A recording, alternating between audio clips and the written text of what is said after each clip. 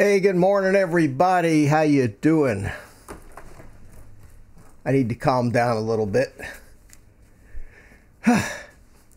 Everything happens at the last minute. Here I am. I'm all ready for this thing. I've got everything set up, pre-planned in advance, and then I go and get on the live stream, and YouTube thing says the streaming signal was bad. So I go, oh no. So I stopped the stream and it canceled everything. And I said, oh, that's cool. At least I got 20 minutes left. So we'll go and just start another stream. So I had to start from square one and recreate the whole thing again. And if I left any of you guys in the old chat room, I'm sorry. So at any rate, here I am, and Mike, PhillyDroneLife, Mikey is my guest this morning, and to add to the anxiety, still waiting for him to contact me. He called and said he was on his way back, and when he gets there, we'll go through the usual technical adventure of connecting him on Skype, and but we'll get it all together and we'll have it happening. And looking at the chat, somebody, Trev, stop filling up my chat room full of donuts. That, come on now. Let me say hi to everybody in the chat room if I can get past all the donuts. Who do we got here? We have somebody named Pepito from Australia. That's somebody I don't know. We'll have to check out your channel, my friend. And Class A Prepper, he's my new friend and joined us in the other chat we had the other night. We got Gary Foster here. Good morning, Gary. It's the only thing I set an alarm for. That's that's. I'm flattered. I don't know what to say. And who else we got? We got Manic again. Night Train, welcome, my friend. Glad to see you. Roger Price. Hey, Roger, thanks for stopping by. Manic. Hugh's in the house. Asgard, good to see you. Mr. Dutch, how are you, my friend? Good to see you. Thanks for stopping by. If I don't hear from Mike in a minute, I'm going to give him a call. But we are going to get him on the show, and we have this morning a video that he kind of teased yesterday, and it's kind of neat. It's really nice, and I'm flattered that he's going to let us preview it here this morning. Who else did I miss here? Peter Carroll, how are you, my friend? Good to see you. I think we got half of our audience is Australian here this morning. Dutchie, I gave you a moderator's wrench, and next time I see your name up there, I'll see if it actually worked. Paul Murray, good morning. How are you? Philly Mike's not here yet, but we're going to see if we can get him in here in a few minutes, and I have to sit here and kind of wing it for a while. Joel Southgate, I'll tell you, we got a big Australia audience here tonight. Hi, Joel, how are you? Good to see you. And let me go ahead and give you a blue wrench. So let me ask everybody, is any problems with the audio, mic levels, or any of that stuff here, or is it working okay this morning? Mark Centroid, how are you? Good to see you. It's nearly midnight here in Sydney, Joe. Yeah, it feels like it's nearly midnight here. Oh, I need some more coffee. Give me a second, guys. I got my, okay, thank you, Hugh. I got my, I didn't realize it until I saw it in the, on the monitor, but this coffee cup is kind of interesting. It's green. So I looked in there and I said, well, yeah, I was going to go get another one. And I said, that might just be cool. So what I thought was, if I get an all green coffee cup, I could do like magic tricks where you hold the coffee cup up and then you pour it into something and the coffee seems to come out of nowhere. That would be fun with a green screen.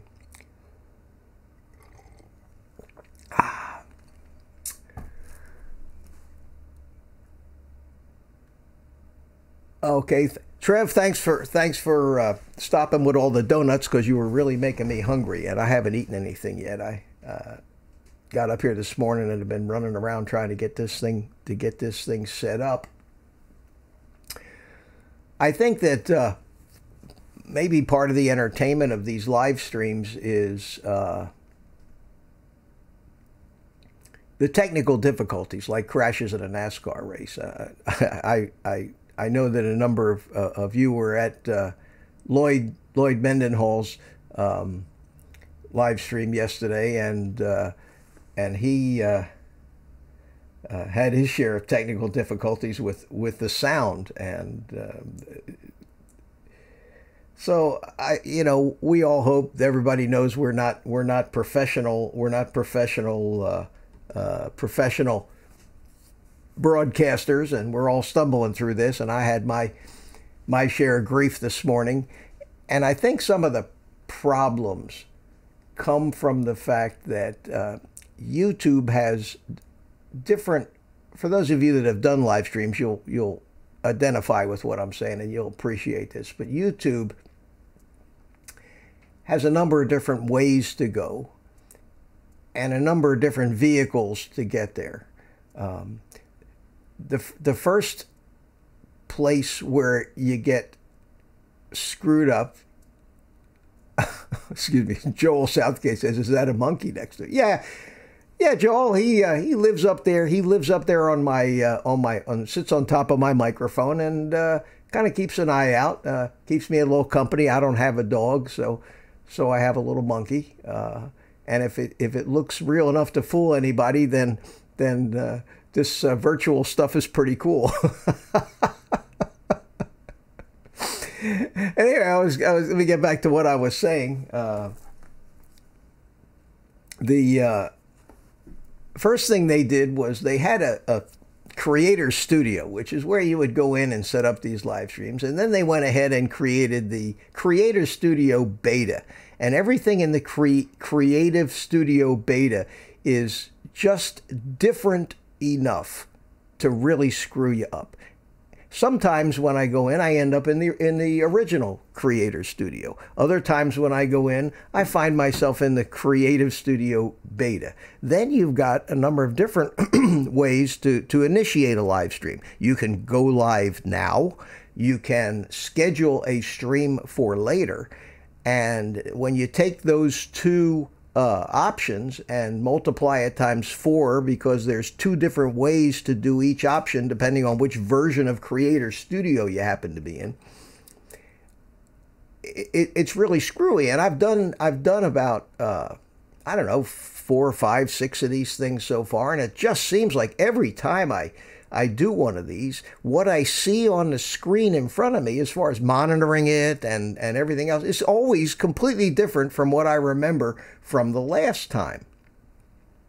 So I don't know, those of you guys like Centroid and who's here that have done probably more live streams than I have. Do you have the same problem like that? Does it seem like every time you do it, all the controls are different and the options are different? I don't know.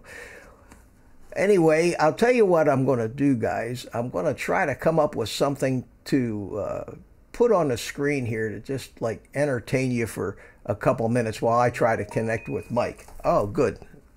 There it is, Mike. He says he's ready, so I won't have to do that. So if you guys will just talk amongst yourselves, I'll give you a little music to listen to here, and I will try to connect with Mike on Skype, and if you hear all kinds of noises and everything, just ignore them.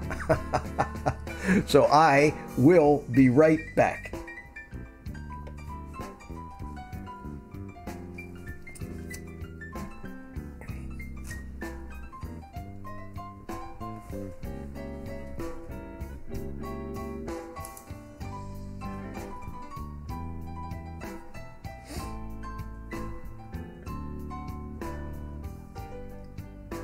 Are you there, Mikey?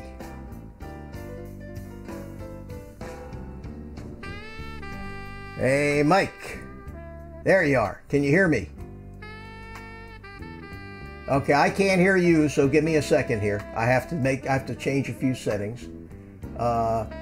Let me get you into Skype first. So hold on a second. I can't hear you. I can't hear you.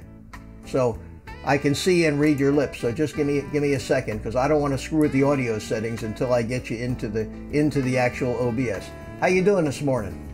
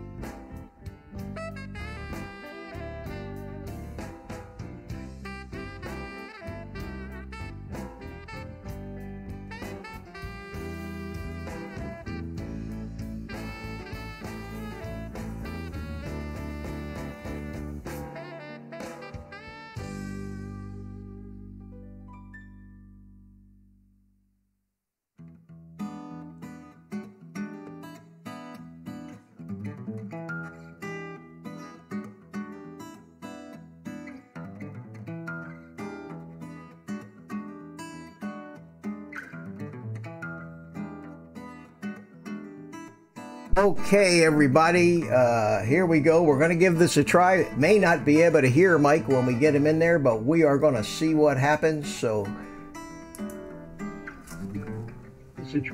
may not talk, Mike.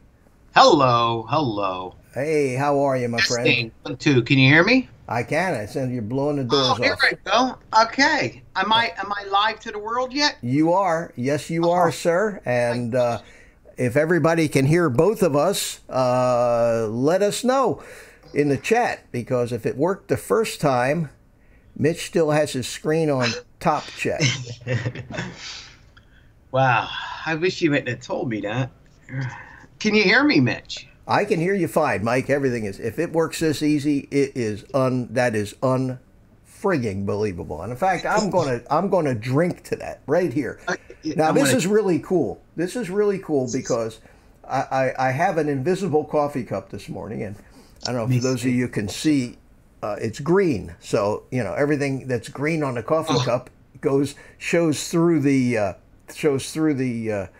to the whatever background it is. Oh, cool! And, look at that. Yeah, and Gurkha happens to be a cigar manufacturer that. Hey, Mitch, am I supposed to be able to see up your nostrils? I mean, you are so close on my Skype stream. I could literally see that, like. Yes, you're looking at me through a different camera here, Mike. Okay, good. I just wanted to make sure. Yeah, right. the camera that you're looking at me through is the same one I used last night, because I can't use the same camera for Skype and OBS at the same time. No, I see it perfectly. Yeah. Okay. Cool. So I stuck it in front of me a little better for you there. Ooh, let me just breathe. Yes. Yeah, you've been running like crazy this morning, man. Oh man, you have no idea. And you know what it's like to get so close to home. I mean, I raced home. My timing was perfect. I got literally 2 minutes away from my home. It was 7:15, and a frickin' school bus pulled out in front of me. Oh, no. And at that point, I wanted to kill every kid getting onto that bus. I worked so hard. I broke all kinds of laws getting home fast, only to be held up by these little sons of bitches. Mike, they're the future of our country. The little darlings, you know. They were beautiful, but they were getting in the way of the old guy and his drones live stream. Hey, I'm sitting here starting to sweat it because, you know, right after I talked to you earlier, I just lost my camera. Now it came back. Right after I talked to you earlier, I had a little technical snafu of my own here, and Hey, Centroid's picking on me. It says it seems like you're behaving, but he spoke too soon because 2 minutes later he goes, there it is. well, that's why we love to have you on, Mike, because Oh, y'all great. I'm known as the no good bastard that can't control his freaking language. that's all right. That's awesome. all right. You know, you and I are both Philly boys. I left Philly a long time ago, but I still got it in me, and I think a lot of people don't understand the Northeast mentality, and they think that because we talk a little crude sometimes that we're, you know, that really means anything. I know a lot of people hate New Yorkers and hate Northeasterners because of that, but it's just the way it is. It's a much faster paced life, and I think maybe a little more competitive of a life. You're surrounded by a lot more people. Absolutely, and you know, it's the lifestyle that we live. I mean, I'm in a small tight neighborhood. I got Italian, I got Irish, I got black, I got white, Puerto Rican, Indian. It's just a clutter of mix, and you really just got to watch out for everybody. Watches out kind of for your own kind, you know. But it can be rough at times. I know growing up it was really, really rough because everything was separated. The whites stayed with the whites, the blacks stayed with the blacks. And you knew, okay, you couldn't go past 7th Street because from 7th to 3rd is black. But when you get to 3rd, it turns Irish from 3rd to front. And it was just, and if you got caught walking in them neighborhoods at the wrong time, you caught a beating just because of who you were. You know, and that's kind of how I grew up. It's wasn't that rough where I grew up. It wasn't that rough. I grew up in Northeast Philly, and when it was first being built out, I mean, it was like all brand new up then, and all the schools were new and everything. It was now it's almost center city when you get to Northeast. But back when I was a kid, the house, the street that I lived on, right across the street from where they built my house was woods, and the woods went the rest of the way, and now it's just solid. I see that Night Train in here says that people think Mr. Drone Bomb. They say people think of Andrew Dice Clay, and yeah, I don't want my streams to get that that raunchy, but we talked about that before, and and, you know, you got to know where to stop. I mean, you know, come on, shit, ass, bastard. They're kind of words we use all the time. When you start dropping the F-bomb and the C word, that's a little bit more raunchy. And I don't really go there. I don't put people down that do go there, but I don't choose to go there. You know, but you're right. I mean, and you know, growing up, I had an aunt that would come over, and my God, you want to talk about a truck driver mouth. And my Aunt Jane, and she'd come over, and she was just that typical Italian aunt that would just blast every, and she worked in children's court, believe it or not, in Center City. She was, forget what she did there, but she worked in the courts, and oh my God, every other word was effing and effing this and and we loved her as little kids. We sitting around the table and smoking freaking cigarettes, and one after another, every other word being F. And we loved her. We'd all just sit there and be amazed by her language. You know, so you know, it's I just. tell you, I think, Mike, I think that at least in my case, some of the women that I know are worse than most of the men these days. And I love her to death, but my daughter-in-law, she works and has a big job in management, and you know, she manages a lot of her guys, you know, at least half or more of the people that work for her, and she works for a big national corporation, are men, and she's like that. I mean, I go over there, and if she gets a glass of wine in her, bang, like a sailor. Right. So. Yeah. I'll tell you, I gotta be honest with you, Mitch. You were not on my like list this morning because the weather in Philly really sucked the last couple days. And what I mean by that is no rain, absolutely gorgeous, sun popping out. The only problem is if you wore a wig, it was getting blown off your head because the winds were just, and I've flown in winds before, but these winds were one of the kind of winds where you just know there's just no chance. You laugh at it. There's no way you would put anything up in 60-mile-an-hour winds, and that's what it's been like for about a day and a half. So I haven't flown at all. And I come out of the meeting and this morning and I look up and I see the most beautifulest sky, orange and purple. And I'm thinking, you son of a bitch. And I took the drone with me just in case anything happened. And I tell you, I thought about it. Hey, I'm stuck in traffic. Going to be about an hour late. Yeah, right. Yeah, yeah. I understand, Mike. But you know, you pulled out on me. You might get a little visit, you know, from the boys up there. You know what I mean? I know some people. I still know some people up there in Philly. You know, they're you know, they're a little messy, Mike, but they're cheap. You know what I mean? They're inexpensive. I understand. But you know, you have that thing called integrity, and it sucks at times because it's you know, it's expensive.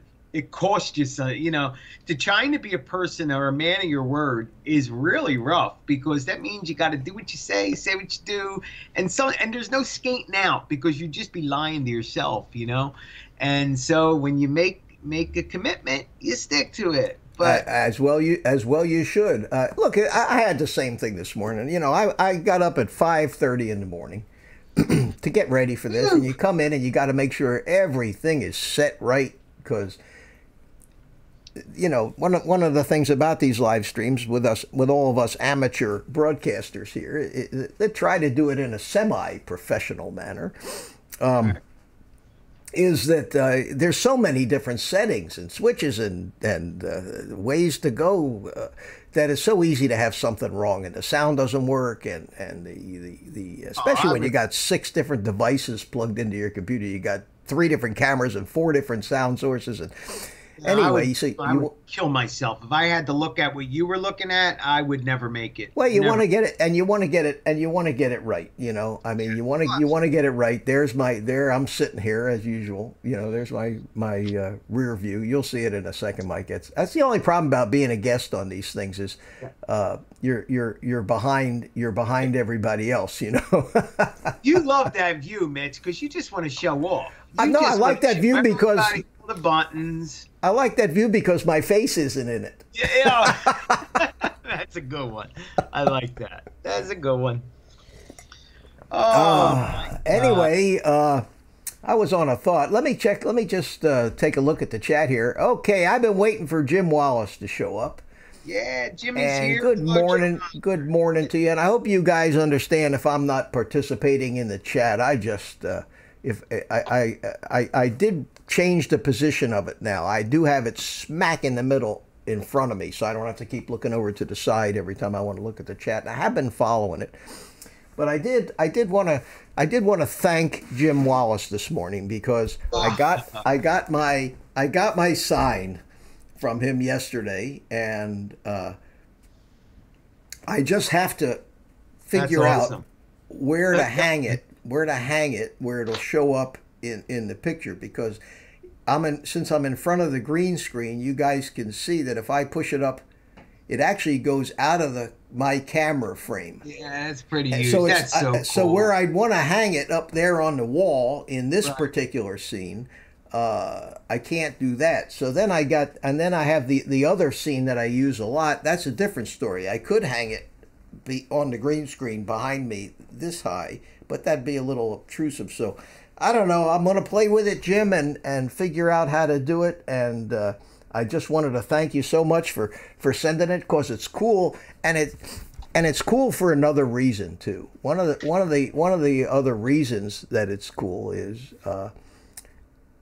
all of the I don't want to use the term big boys because nobody's really big, but all the guys that are pretty well established and have been around in YouTube a lot longer than me, Jim has made these for them. So it's kind of like a merit badge that you stick on your... Now I got to get one now. I want to feel some of that. You do, yeah. And for me, getting one of these this early in my career was like advancing up the ladder. So I really want to thank Jim for that, and he's a real gentleman. Yes, he is. and Yes, he is. we'll have him Hey, on here. Mitch, Yes. your voice. Check your microphone. Your voice is going in and out on my screen. I don't know if it's just Skype or if anybody else is having it, but every other couple words is just going silent on me. Yeah, I think that's just the difference in that's just the way that we have Gotcha. that Skype is working. Let me, in fact, what I can do here, Mike, is I can check to see what microphone is actually picking up my voice that's coming through Skype for you. But if anybody is hearing any audio problems in the stream, I'd appreciate them telling me. I think, according to what I'm looking at, everything is working pretty good here. But let me just take a quick look at this, Mikey, and see what I've got, what I'm using for a microphone here. No, I'm using the same. Maybe for you, if I actually switched over to this microphone, is that going to be better for you, Mike? Do you hear me better now? Yeah, I hear you fine. Yeah, I always heard you, Mitch. It was just every like third or fourth word it would go. So your lips were moving, no sound. And Okay. then, you know what I mean? So, but it's fine. I mean, I still understood you. All right. Cool. Yeah, if it goes in, I'll let you know. Okay. Super. Yes. All right. Hey, Mike. So this morning we got a real treat from you. So why don't you tell me what it is that you sent me that I can do a big unveiling on here this morning? It's not nothing big. It's just one of my flights. You know, I think I mentioned it before, but you know, when I do these nighttime flights, they're actually not night. Sometimes they're 4 a.m. in the morning, which I found out that, well, I guess you could call it night, but it's more like 4:30-ish, right around there. And I found that time of the day is the most desolated. That's when you see nothing. Between 4 and 5. It also coincides with what I have to do on Tuesdays and Fridays perfectly. So I just get up and go a little earlier. And so I go at the flight you're about to see is just me right before one of my meetings in the morning, just sending the drone up, getting a nice little view of the Center City high rises. And they look so beautiful, all lit up. And again, even this morning, it was after a storm. There's something about the air quality and the way you can see. Everything seems clearer and is beautiful. And just the lights sparkling and all the different giants, the way they're piled on top of each other. So that's what you're going to see. You're going to see me taking off, doing a real quick flight. I mean, normally I spend a whole battery, but I was in a little bit of a rush. So I just did a little circle around the Comcast building, about 1,000 feet, and then just, you know, headed on home, just to get some of the bugs out. You know, if you don't do that often, I'm telling you guys, it's scary for me when I do it often.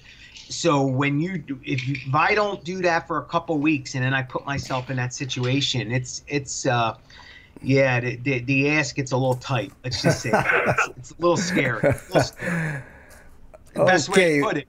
Yes, go ahead. Well, I'm gonna try to cue this up here, and if everybody just give me a second to get it ready to go, I will get it started. I didn't have more for you. I wish I could have. If I would have known that we were playing it, I would have really done I would have done some of my acrobats, you know. Don't worry about it. But Mike, when I show this, you're going to be in a little window way down at the bottom, so you can make comments and everything else. And so this is only the second time I'm watching it, Mitch, because I uploaded it as unlisted. So after you upload it, I'll make it public for the rest of my subscribers. Okay, and now I just got to make sure that I think I might be going to get an echo. So I got to figure out where that's coming from, because when I turn on the audio that's going to come off the video, off of that video, like this, it better be good, Mitch. If I raced home and I'm too. Oh, it'll be fine. But I heard an echo on my own voice there, and I don't know where that's coming from. It might be coming through Skype itself, and it may just be me. So I'll just keep my mouth shut through this thing, and Hey, Brian, thank you, I through think. Skype itself, and it may just be me. Yeah. He said, I have nothing scares Mike. He has balls of steel. I don't know whether to say thank you for them comments or because I really don't. But well, maybe I do. It does take balls to do. But hey, I didn't just do it from left field. There was a lot of practice, all the stuff that you guys don't see. A year of flying in a park before I even took off in front of my house. So guys, if anybody new, do not try that shit, man. You gotta go to a park for about a year first. Yes, sir. I should put a disclaimer in the beginning of the videos. All right, Mike, I'm going to start playing this thing, and if we have any kind of audio echoes or something, I may have to cut off your audio or do something, but at least everybody will see what's happening. So that's fine. I don't have to. All right. So here we go. I'm going to transition over to that. We're going to start it rolling.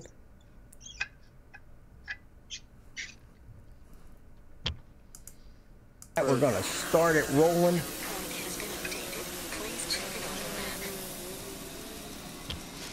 We just get straight up here. Let me check out, guys, because I'm in a precarious situation here.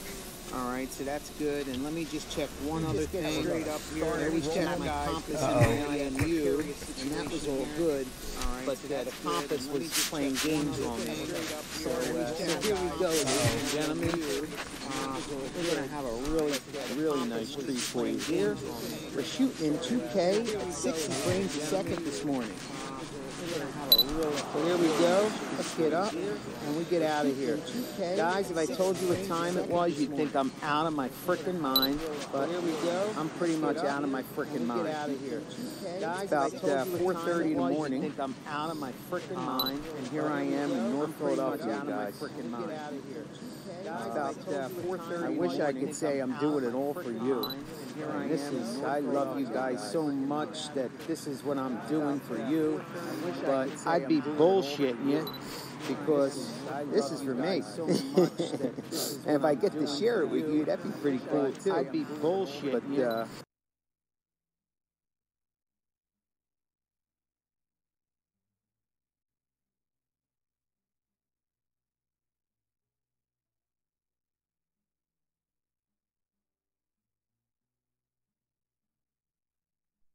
I'm sorry about the audio, guys. I'm getting a lot of feedback and a lot of things, and I'm trying to change a bunch of settings. But enjoy the picture, and I'll still work on it. I'm getting all kinds of loops and everything else.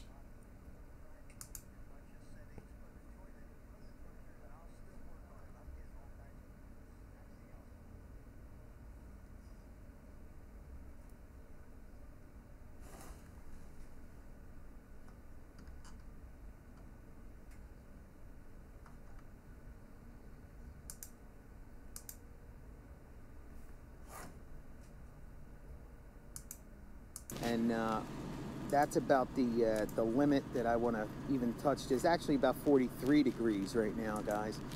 But yeah, look at this. Look how beautiful this is. Even touch. There's actually about 43 degrees. This is a real treat, man. Guys.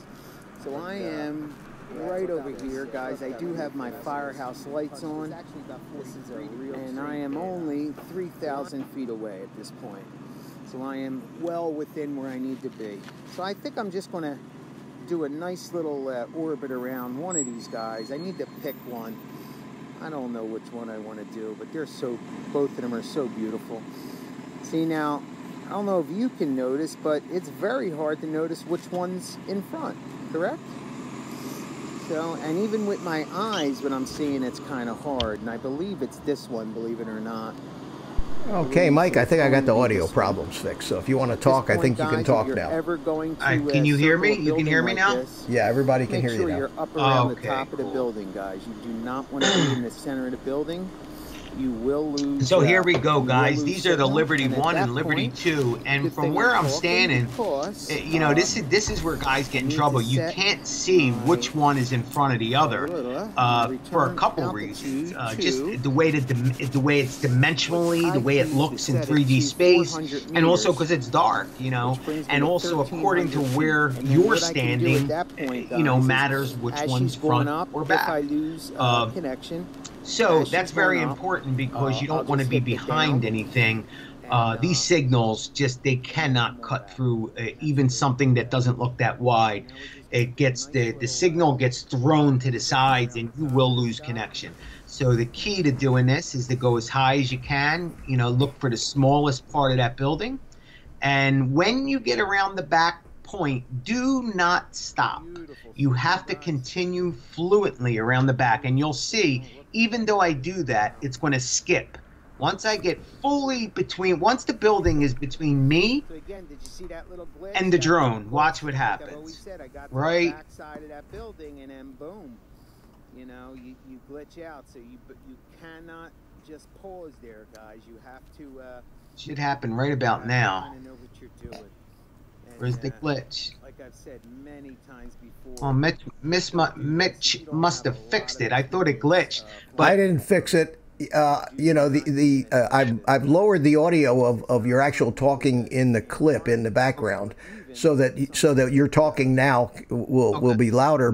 But I heard before you said, I heard from your narration on the clip itself that you had said that there was a glitch. So let's push it back just a little bit and see if we can find a place where that glitch was, because I know you wanted to talk. That's an important point about this. Flying behind buildings. It cost Ken Heron a Phantom because he flew around behind the building and. Yeah, I remember when I was watching it. I mean, when I was doing it live, and then even when I played it back.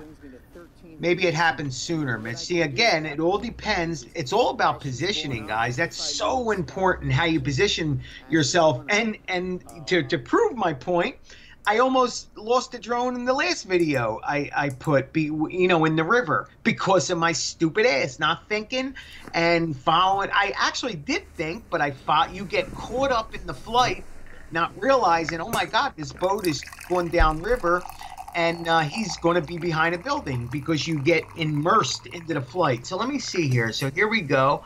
It's still looking good. Still looking good. Yeah, one of the guys in this chat room said that he did see the glitch in the film, and I remember seeing it too. And I have Paul Murray asked me, and he's right. I have cut off your commentary. There it is. Just caught it. Yeah.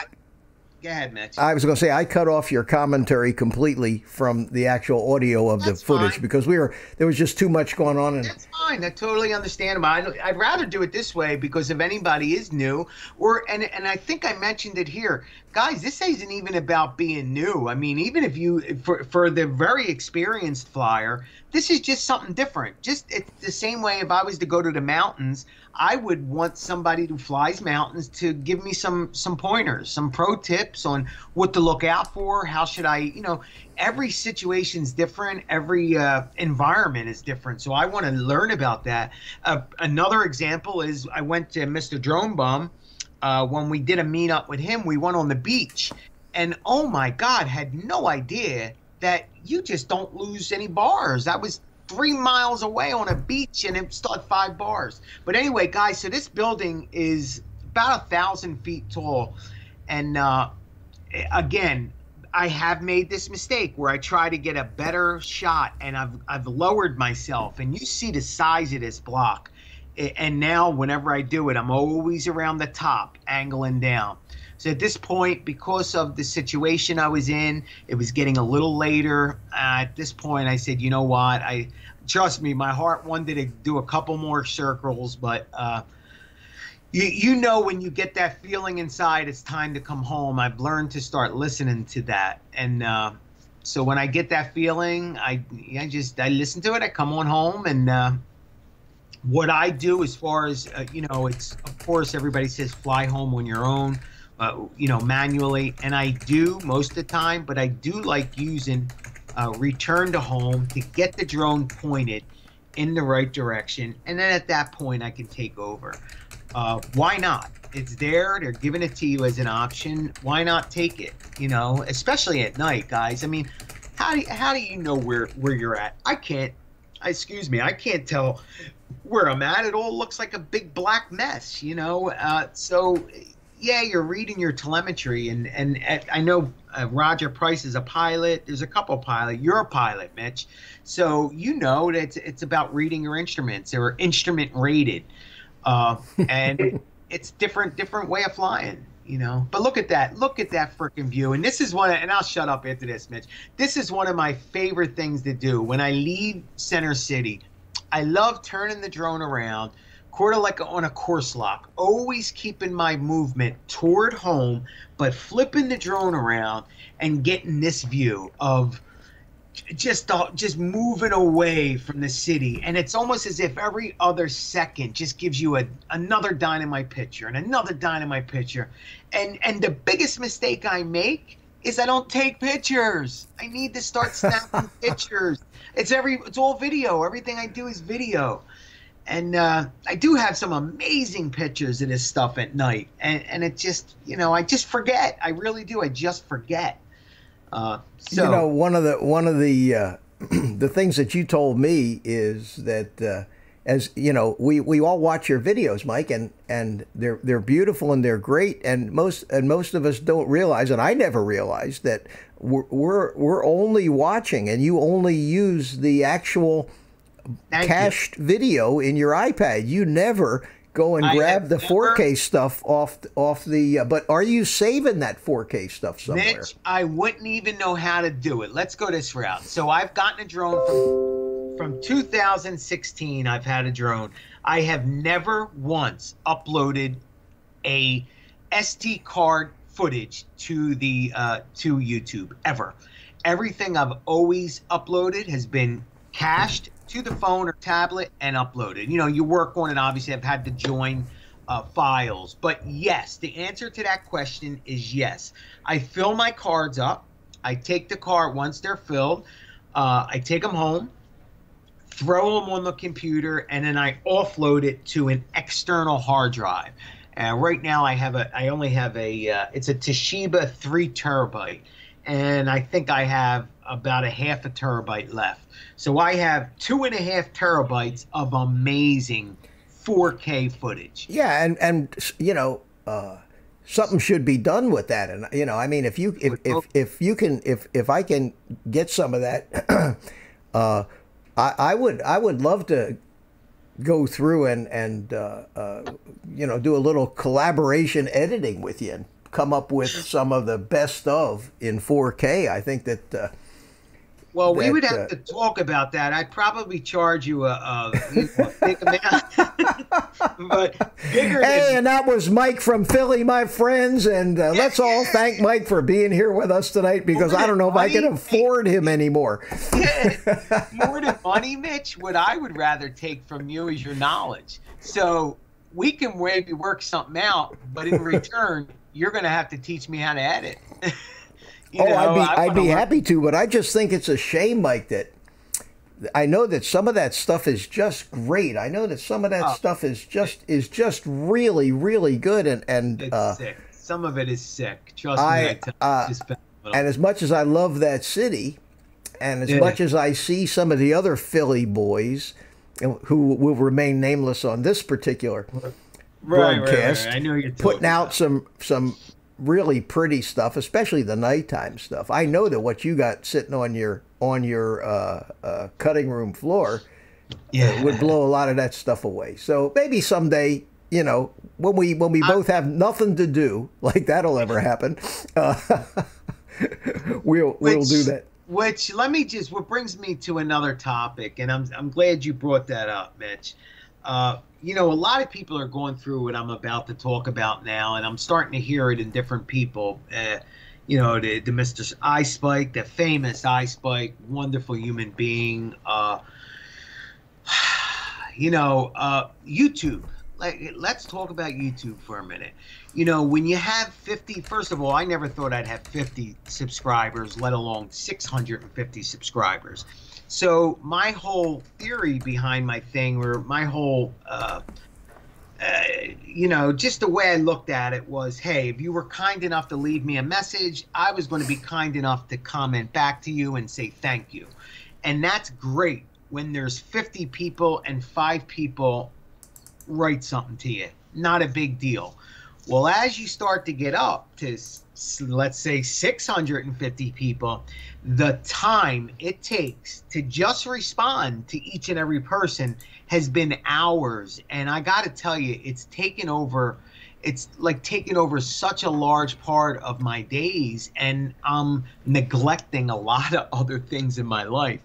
And that's not, I am not complaining, because I love it. I mean, shit, I love it. I love doing it. But and then I miss people, and so I'm on a big stage here. I have the opportunity of saying thank you for the people, guys. If I don't respond to you, thank you so much. I'm trying, and I just can't. I can't get to everybody. You know, and I've had people say, just give them all hearts, and you know, I hated when people did that to me, but I understand it now. You know, my God, I only had 650 or something like that. Imagine if I had 60,050. How do you get back with all them people? You know, so here I was putting people down. Oh, you know, they're dirty bastards. They don't respond to me. They never answer my, you know, my comment. And now I'm realizing at a very small number that it's impossible. You can't. So what is possible, though, is I can get you all right here, anybody that's watching, and it'll always be here, and just say thank you. Thank you. I mean, it's the best I can do, is, and maybe I'll make a video to say thank you. But I always feel so guilty that, you know, I responded to Joe but not Harry, or Harry and not Jane. You know, I just, and you just can't get them all. And then sometimes the notifications don't get to you. And then watching the comments. So watching other people's content. So I just wanted to put that out there. And sometimes you just need a break too. So if you don't see me for a little while, I'll announce it, take a little break, come back. But, you know, balance. You got to try to somehow, I'm trying, not you. I have to try to find some balance, because I'm the type of person that just, when I like something, man, it just overwhelms my life. And you can see that from my flying hours. I mean, it's ridiculous. I don't know whether to brag about it or to be sad about it, because in one aspect it's wonderful. It shows all my experience, and in the other hand, it shows that I have no freaking life because I'm flying so much. You know, so you got to find balance in everything in life, and so I struggle with it. Me, just talking about me, and so, man, if anybody knows a way out of that, I'd love to, but I don't think there really is an answer to that other than just doing what I'm doing. I think you're on the right track, Mike, and Yeah. you know, it depends on your personality type too. And I think you and I both, I may not be quite as go as you, but I'm that way. It's obvious by you know, how much I've done in a short period of time, because when I get into something, I just go friggin' crazy. And sometimes you just need a day off. But this, you have to try to balance it, but it's hard, because if you disappear for 3 days in this community, people go, who? Right. Yeah, I think I remember. If you're not out there all the time. And you just hit the nail on the head, because that's the draw, though, Mitch. You see, because you're right. You build up momentum. I mean, I gained 100 subs this month. Let me keep going. And it pulls you in. It's the devil. It pulls you in. And that's the part I'm talking about. When you have to be strong enough to say, okay, I'm pulled, but I'm stopping. Screw you. I ain't falling for it. I'm taking my break, and I'm going to come back. So what? They'll be there. They're not going anywhere. And it's scary. It's scary because it's a leap of faith. You know, am I going to be able to get my subs back? Are they still going to watch me? Are they going to know who I am? You know, and in my case, oh my God, it's been 2 days. Can I still fly? Do I know how to? I mean, come on. So it's all... You know, Spike gets credit for this one. He said it best to me. We put that on ourselves. Nobody's putting them expectations on us. You guys are happy to see a video once in a while from me, or, you know, once a week. I'm the one putting all that pressure on myself. You got to get out there. You got to fly. You got to do this. You got to do the live stream. calm down. Everybody's going to be there. What's the story? The turtle always wins the race. The slow and steady, right? The rabbit always loses. So they say. Be the turtle, my friend. Go slow. Yeah. There's too many factors, Mike. It depends on the kind of person you are. Another thing, when you know, I'm a lot newer at this than you, and I'm coming up pretty good. I'm at about 450 subscribers, and that's a lot. And I think that I have a pretty good percentage of subscribers that actually are interested. They're actually interested in what I'm doing, and I don't want to disappoint. And you don't want to disappoint them. On the other hand, it's not like there's not anything else to look at on YouTube either. There's always plenty. Right. But I think the point that I'm trying to make is that one of the things that I find myself trying to figure out at this early stage is what is it that I do that people like the best, and what is it? And it's easy to find out with all the analytic tools and everything else. You can find out which things you do. Yeah, people go, meh. What is it? I even have that on my little sound effects machine here. I have it. You gotta be quick. Nah, you know. I don't want to overdo that. There you go. I can do it for you, Mitch. Yeah. So, and what is it that I do that really seems to catch on? And the one stupid thing for me that I did was making that little vlogging rig thing that I made, and that's my biggest. That video is going crazy. It's actually, if I look at the chart, it's actually starting to accelerate upward in views because it's getting into the suggested stuff. And all it is if you've seen it, it's just a clumsy little thing that I left all the mistakes in because I thought they were funny, where I was fumbling and I didn't know what I was doing. I actually like that video very much. So yeah, and then the videos where I just tore my heart out trying to make something gorgeous and beautiful with beautiful drone footage and great music. Nobody cares, you know. I get a few views. People go, "Hey, nice video," you know. Because so, and then I started with the live streaming, and that's the only way to get enough watch time to ever get your channel legitimized or monetized, if that ever means anything. Well, that's the other thing, you know, February 27th, guys, just so everybody that's listening, I am finally out of jail. That's tomorrow, Mike. That's tomorrow. Off the cuffs. February 27th will be 90 days. Tomorrow, Mike. Is that tomorrow? Tomorrow. Yes, tomorrow's yes. Woo! So at midnight tonight, you just may see Philly Drone, what's the hell's my name? PhillyDroneLife. There you go. I forgot my name. PhillyDroneLife. You may see me live at 12:01 if they're that good. But let me tell you something. The reason I bring that up is because there you go. As soon as you think you're out, they pull you back in. Yeah, there you go. Well, I don't know what you did. Whatever you did to get banned, don't do that again. Whatever it was. This thing, I swear, people. And then because of who I am, people's minds wander. Oh, what did he do? You know, did he show his ass? What did he say? Yeah. I did nothing. I said nothing. It was a total algorithm that made a freaking mistake, and the idiot that I am, right away I felt like I was guilty, and I deleted the freaking video, and then I had nothing to argue. Nothing. Jerry Cavalry, Mike, Jerry Cavalry's been bringing up this business about you're flying at night, and I think, you know, let's address it here, because a lot of guys, Jerry Cavalry, nice guy, you know, and basically he's just wondering what the legalities of it are, and what's up with that? I don't know, but you tell me. I think. Oh, I will. Well, let's keep it nice. No, Mitch, no, I don't got nothing bad to say. Here's the issue with that, guys. People forget that the regulations are different throughout the world, and I get it. And let me tell you something. People in Canada are screwed. They're so strict. And then when you go to Australia, it's all different again.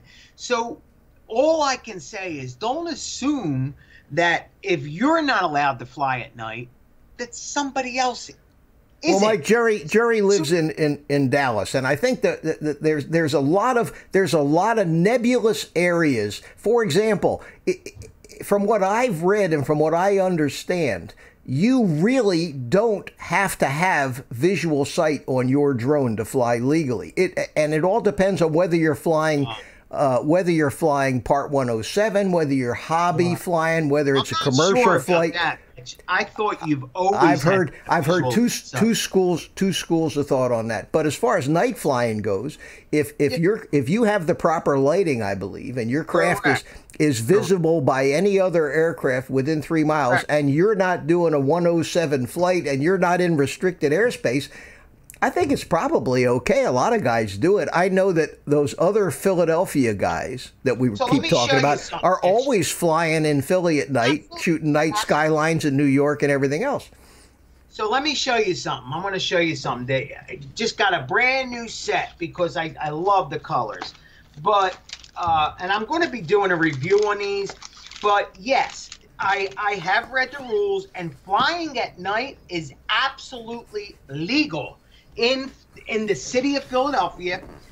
However, in order for it to be compliant, you have to have line of sight. Again, obviously, all the other rules apply.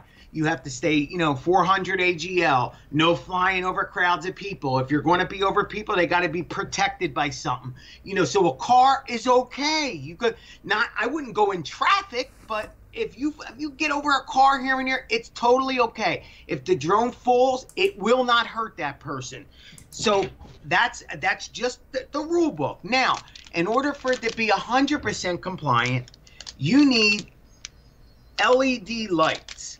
They have to be 107 or certified or FAA regulation LEDs. And let me show you something. Not only regular LEDs, but you have to show orientation of the drone. So for instance, on the front of my drone, I put a green one. On the back of my drone, I put a red one. On the top of my drone, I put a white one, and also another white one on the bottom. And that's just for me so I can see it. Trust me when I tell you, and you've heard me say this, Mitch, it looks like a frickin' Roman candle when I set this thing up. And I can see my drone down, and everybody has seen my flights. I send it down to the river a ton of times.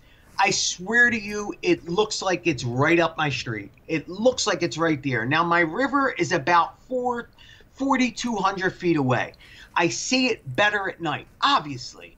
But look at this, man. I don't know if you're going to be able to see this, but so this is the red one.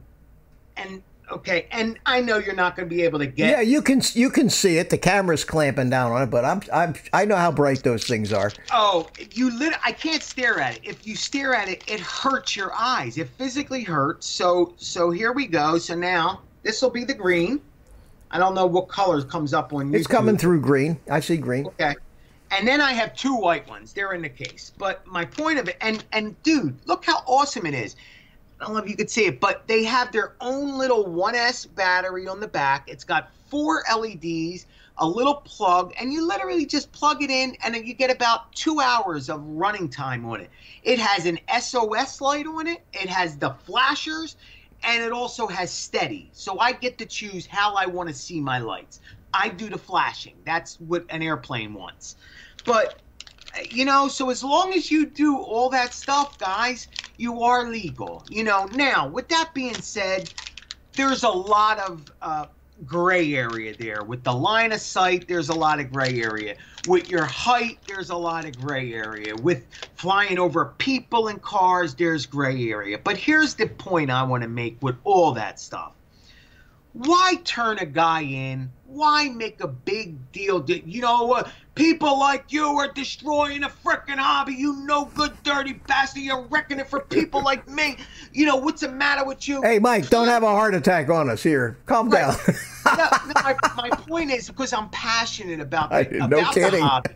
Here's the thing, guys. Get in touch with the person. Give them your experience. I have an experience like that with a guy. I don't want to mention his name because I don't want to point him out. But I got a wonderful relationship with him now. And all it took was just a couple men talking to each other. And That makes our community stronger. When we're ratting each other out, you know, you're wrecking it for that, I'm going to turn. All that does is make our community look bad. Yes, you're getting the guy in trouble and you can go, ha ha, I got him, screw him. I got news for you. The kid's still flying. And he's still flying at night and still breaking the rules. So my point is, get with the kid. Teach him something. Say, hey, ask him first. Is it legal? Did you know what the rules are? That's how I think we all should start to handle it. Because let's face it, guys, we see a lot of that. It ain't just me. I mean, you're seeing a lot of them in the community, a lot of threats in the comments and stuff. I see it. And there's no need for it. Just get with the guy, explain the rules to him. Maybe they never knew, and help him. Help him. Talk with him with love, guys. Love comes across to a human so much better than hate and threats. At least with me, anyway. If the guy's a total asshole, turn the son of a bitch in. Hey, Mike. 100%. Mike, sit back, take a deep breath, and I'll tell you what I want to do. I want to, if it's all right with you, I want to play a little bit of the video where you followed the boat, because that was gorgeous. I love that. Is that all right? Can we play it without you registering a copyright strike against me, you son of a... Yeah, absolutely, because I don't want you getting any more subs, Mitch. You're getting close to me now. They can sub to both of us, for God's sakes. You know, I mean, there's no mutual exclusivity in subs. Hey, no problem at all. Play it. All right, here we go. Okay, we're gonna. Now I'm leaving the sound out. I was going to leave the sound out so Mike could narrate. So when he gets back, he can narrate. Oh, so wait, hold on. I lost my freaking drone already. Oh my God, I lost my drone. All right, all right, I found it. I snuck it under here. I want to fly. I want to fly. Well, you go out flying after this is over. You killed me. You destroyed my whole day. Nah. Yeah. Mitch, I'm a morning person. If anybody knows me, I'm a morning. All right, let me shut up here. It's not a bald spot, guys.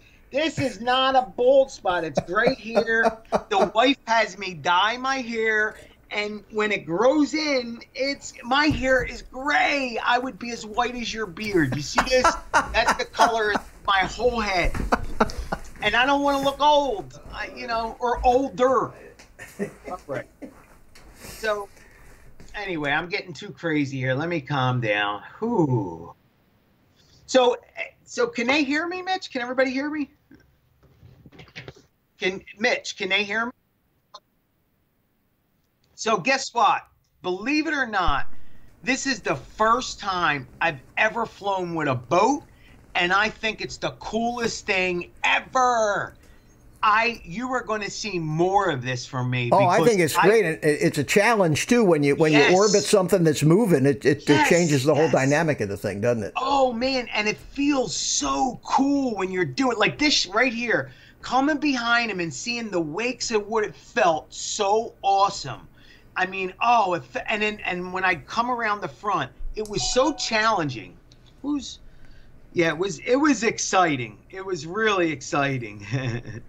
I do that with construction equipment sometimes. I'll be up shooting some earth movers or things, and the guys that shoot the farming videos, I know, I think Gary Foster does, shoots the farming equipment. You have to and try to orbit them while they're chugging along down the road. Makes it interesting. Who are you talking to, Mike? Somebody wants to go flying with me, and I'm saying, leave me alone. I'm an old guy. I'm sorry, Mitch. Well, it's all right. We're gonna be wrapping it up in about 25 minutes anyway, and then you can go fly if you want. I don't know. I'm such a loner, and that's the other thing. Like, I love to go and just watch them. I get off on that, just watching somebody else do it instead of me doing it. I'm kind of like a private guy, believe it or not. Like, when I fly, I don't want to be under any pressure. I have my own little way of doing things, a freaking anal, and I don't want anybody treading on that. And in a good way. Like, I just have my own little quirks and little things that I do, and if somebody's talking to me or asking me questions, it just throws me all off. And so that's it. guy's drone. Okay, I just said I'm live with the old guy in his drone. Okay, I'm well, sorry. You certainly are live, Mike. And you know, the only thing that I miss sitting here early in the morning like this is, you know, I usually go for a walk early in the morning. Excuse me, Mitch. Right here, I'm going over the boat, guys. I didn't think there was anybody, and this is my mistake. I should have not did that. I should have not did that, and I caught myself a little bit too late. And so I didn't think it was that horrible. So I posted it. I pointed it out. I hope that, you know, that's okay. But when I went back around, there is a couple guys on the front and a couple guys on the side. If I would have seen them, and I guess that's why you shouldn't do it to begin with, because there just might be things you don't see. So that's my bad learning experience. Will never happen again. Mike, I don't think anybody could, you know, I watch the way you fly. You always try to stay over roofs, cars, things like that. Yes. I did a video, you've probably seen that, the grand opening of that Tai Chi thing, that there was like thousands of people there, and I had to film it. Yes. I had to film the grand opening. It was a commercial job, and the biggest challenge I had there was not flying over people. And I managed to do it. I actually managed to keep the drone in areas where it was not directly over people, and I did it by using the zoom. I mean, I could stay back and stay further away, but it's tough, and you are gonna cruise over somebody's head at some point. I don't care what you're filming. You know, you're gonna do that, and all we can do is the best that we can to be safe. Same thing like driving. Same thing like riding a bicycle, flying your own airplane. You can only just do the best you can do. You try to cut down the odds, is the way I look at it. Exactly. You make the odds as small as you can make them, you know, and it really is, because let's face it, guys, every single flight, anytime, at any place, is risky. You're taking a risk. You don't know if the prop is going to pop, break, you know, something gives. You just don't know. And the same in an airplane, right? I mean, you're putting yourself in midair at 180 miles an hour. Anything can happen. So what I try to do is keep it as small of a risk as I can with everything I do, and hope that everything goes well, and prepare for anything that may not go well. You know, I try to be prepared. I'm always saying to myself, if something happens here, where can I dodge? Which way would I point the drone? All right, if I go down here, I'll point toward that spot, because it is going to take some momentum and some time to get to the ground, and you still may have control over it. So can't tell you how many times I've crash landed, so to speak, especially with that drone, with the Mavic Pro 2 now, with the barometer problem on it in the cold. You know, I learned how to crash land it safely. You never sent that back, did you? Never sent it back. You turkey. Isn't that crazy?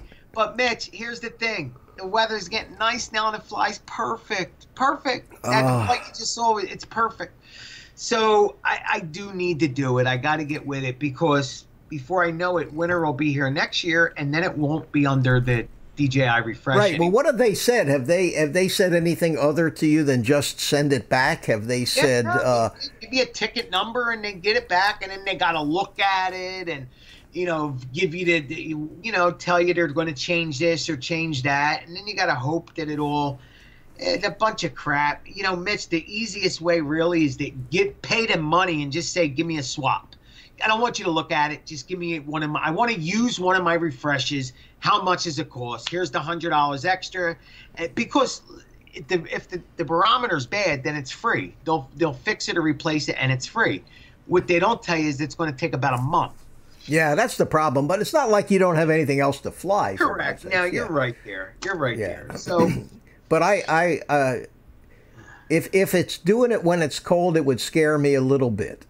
I know that it works okay, but there is something in there that's causing some problems. Well, Mike, I'm looking at these shots of these boats. This is just some great stuff. And, you know, I'm being here in Florida and all, I got to go do some of this. I got to go out there to the river and shoot some boats. I wish I had these. And if I was in Florida, like right there, see how I stopped? I would have, I mean, I got some learning to do here, but I can grab, oh, look, see, now this is awesome. And this was hard and challenging. See, my signal's losing. That's why it's skipping. Yeah. Here's where I got in trouble. This boat right now is 3/4 of the way down the river, and off to the side, okay, I'm pulling out. There's tall, fat buildings. I remember seeing that, but yeah, that's coming up. You're showing it right now. Watch me right now. So right now, I don't know where that building. I'm just coming over right now. It's gone. And what's funny, Mitch, is this connection was lost. Correct. For a good 60 seconds, I didn't know what to do. And my drone, I've lost. You know, I've done range tests and all that stuff. So I've lost connections hundreds of times. But I have never lost a connection where it didn't come back in for a good 60 seconds. Well, isn't it set? I mean, don't you have it set to return to home on loss of signal? Correct. Now, yeah. Did you actually lose, you lost your video feed, but did you actually lose remote control of the drone? Who knows?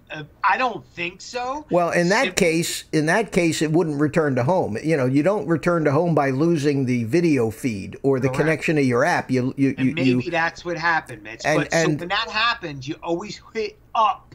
Always just push up on your left stick. Mike, if that ever happens to me, what I do is I forget about the screen, the tablet or the iPhone, and I look at the drone controller screen. The Mavic 2s have the little screen. And if you can still see your telemetry on there, if you still see your altitude and all that other stuff, and it doesn't say disconnected or lost, you know, you are connected. And at that point, man, just, I didn't know. Yeah, just at that point, if you're connected, you could hit the return to home button or just hit up, just go up. That's a good tip. I never thought, Mitch, I don't use the controller. I cover the freaking controller with my iPad 4, and I fly off my iPad 4. Always did it that way. But look at that. See, now I've learned something. Absolutely. I discovered that by accident one day. I was trying to use an iPad Mini 4, and for some reason the stupid thing just kept dropping out on me. And you know, you're up there flying, and as soon as you lose that image, your heart skips a beat. And you know, I didn't know at one point if I had contact with the drone or not, and it dawned on me. Well, you know, just look at the controller, and sure enough, the controller was fine, and so I just let everything go. I knew wherever the drone is, it's just going to stay where it is. And you know, reconnected the app, back came the picture, and I was back in business again. So anyway, I didn't know if you had ever thought of that or not. Never thought of it. So funny, never thought of it. And there's so many little things, you know. Another thing, I'm sure you guys might have heard of this, but it's kind of new to me. When you hit return to home, how many people are so freaking annoyed by that beeping? Beep, oh, tell me about it. Well, how about this? You want to get rid of it? It's real simple. You tap on the power button one time. Right. It'll get rid of the return to home, but it won't get rid of that last low battery one, will it? No. Well, guess what? That one I want. You know, but yeah, you're right about that. You just tap the thing, and it'll stop that return to home beeping on you. I mean, I just recently found that out. You know, so you got to stay open to shit, man. You can't think like I know it. You know, I know it all. Get the hell out of here. Teach me everything you know. Teach me, because it'll save my $1,500. Well, you know, there's an old saying I learned when I was a little kid, and I don't remember the occasion. I know it was I was getting chastised for being a smartass, but whoever told me, and I don't know if it was my grandfather or my father, they said, "Listen, kid, it's what you learn after you think you know it all that does you the most good." Oh, that's a good one. I like that. Yeah. Yeah, and I think about that when I listen to these young kids these days who you know, the minute we get to a certain age, Mike, you know, we automatically just get stupid. According to them, because you know they're 17 years old and they know everything. And the older we get, the dumber that we get. The opposite of that is, I heard one young kid say to me, he says, "You know what's amazing?" He says, "The older I get, the smarter my parents become." Yeah, it means his ears are opening up a little bit. Yeah, but. You never Yeah, stop learning. You what- never stop learning. You never stop Exactly. learning. And Well, your pride gets in the way, you know, and that's what it is, and it's a shame, but I'm human. It happens to me. It happens to everybody. You know, you get that pride, you get that vanity that steps in. this shot right here with the leg of the drone when you pan over.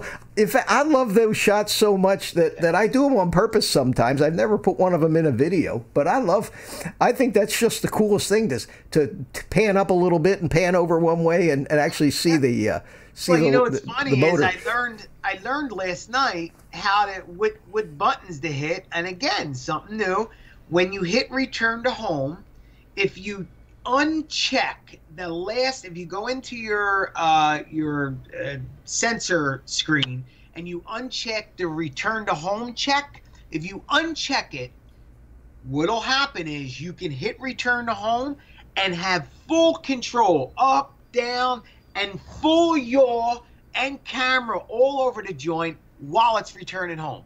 So you can literally use it as a smart mode. It's amazing. Okay. So what you're saying? Say that again. Which box did you uncheck? I got to go in, but it's the last box. It's the last. So when you go into obstacle avoidance, you go down to the bottom, you hit advanced settings, and then it brings up another screen. All the way down at the bottom, it'll say RTH check or something like that. Uncheck that one. Now be careful, because that's the one that allows the drone to ascend if something's in the way. So make sure you're hired and everything around. Okay. You uncheck that, hit and then hit return to home. And what it'll allow you to do is you'll have full control over the drone while it's on autopilot. So you're basically, it's just like a home lock used to be, where it's always flying directly back or to or from home, but you can do anything you want with the altitude or the direction or the camera pitch and all that. That's cool. Only yaw, Mitch. Only yaw. In other words, it's coming on a straight line. It's on a rail. So it's going straight to home, but you can control it up and down and the yaw. So I can spin the drone 360 degrees as it's on that rail coming home. That's cool. Just looking says here in the chat, he says, I would never fly a drone without first knowing every single thing about it. Well, if you've ever had a DJI product and you can learn every single thing about it, man, you are a superior human being. I have been flying DJI drones from the beginning. I study the software, I read the manuals, I play, I explore, and I'm still finding little surprises buried deep in the menu of a submenu of a submenu. So, and that's why I say, Mitch, go to a park. I remember, and you know, also they cost a lot of money. Yes, they do. You don't want to smash them. So what I did was I went to a park and oh, you know, how does that return to home work? So I went to an open field, and then you hit it and you turn the thing off, and you just, all the things that you're afraid of. That's what I did. I went to an open field and tested them and learned how they react. What does the drone do? What does it look like when it's going sideways? So I can get a better feel of the extension of myself, because that's really what it is. It's a big arm. It's an extension of yourself when you're flying around. Oh, and, no doubt. Hey, let me take a second here and just say hello to some of the guys in the chat that I'm looking at. What's up, Dad Random? Dad Random's here. How are you? And Chris Hope, how are you? See you later. You're out of here, it says. Thank you, Roger Price. Drone Shots, how you doing? Hadley's, famous FPV, how you doing, my friend? And hey, I see PhillyDroneLife's here in the chat. Hello, PhillyDroneLife. How the hell are you? Yeah. Who else we got here? You know, he left the video. I told him I'd see it. We got and Gary Foster. I don't know if Gary's still here, but Gary said that your boat stuff looked like a Paul Murray shot, because that's Paul's thing. I mean, Paul's thing is ships, and he does some great stuff with that. But what's interesting is we got a number of people watching, a lot more people watching this morning than appear in the chat. If I go over here and look at the participants, there's only maybe a dozen people actually participating in the chat. So we got a lot of lurkers out there. I don't know what they're afraid of. Don't forget to hit the thumbs up button too, please. Yes, do that. See if I could get 10 thumbs up. That doesn't make much. Yeah, I guess there's something to that in the long run, but as long as they don't hit the thumbs down, and even that, for some reason, I think that helps too. Believe it or not, yeah. I must have one guy that there must be something about me he doesn't like, because every video I do, somebody gives me a stupid thumbs down. Here's Mark from Centroid, says he's no lurker. I get him Drone too. Bum. Hey, Drone Bum. Paul is still here. He's driving. Paul is still here? Paul Jesus Christ, is in dude. the house, man. Yeah. Oh, my God. He's got to be going on to a job, and he's got a 2-hour ride, so he threw us on. Now, that's some watch time for you there. That's good, man. That's dedication. I'm surprised I haven't seen Roger check in yet. Roger from Canadian Drone Hub usually checks in here as he's getting ready for his. Yeah. Oh, man. So I'll tell you what my plans are. You going to go flying after this, Mike? Yeah. Oh, absolutely. I mean, like I said, I am, Mitch, the weather's been horrible. I mean, it's sunny and winds at 100 miles an hour. Today is the first day it's sunny, and the winds are flyable. Really? You know, under 20 miles an hour, yes. Yeah, yes. We've been very windy down here. We just had a front go through, and it actually cooled up. Hey, Mike Sammy's in the house. You know Mike. Philly. I'm looking. He just came in and says, what's up, guys? Hi, Mike. How are you? Mike's another. Oh, I see him there. Mike's another Philly guy. Yes, sir. Yes, sir. We gotta give him some blue jeans. I did. I'm doing it right now. Okay. Give him a little wrench. And Mike's commented on some of my videos. He's kind of a new friend, and I watch his. He wants to go flying with me, Mike. I'm trying. This guy right here has kept me up, Mitch. He's kept me up all freaking night, Mike. You know, and now I'm beat, so I don't know. We'll see. Once we finish up, I'll see how I feel, man. I'm an old guy. This kid Mike is young. He's got stamina. He wants to fly the whole city. You know, I'll smash into a wall right now. That's funny. And Paul Murray's still with us. Yeah. Hello, Paul Murray. I need Paul. I need a brownie fix. I got to tell you, Paul's been the greatest thing to happen to my diet in a long time, because if I need a brownie fix or something, I can just go on somewhere and watch Paul eating them, and somehow it takes care of that urge that I had. Better than brownies. I don't know if Paul's heard of these or where he's from. I think he's on the other side of the pond, they call it, right? He's in Canada, right, Paul? Yeah.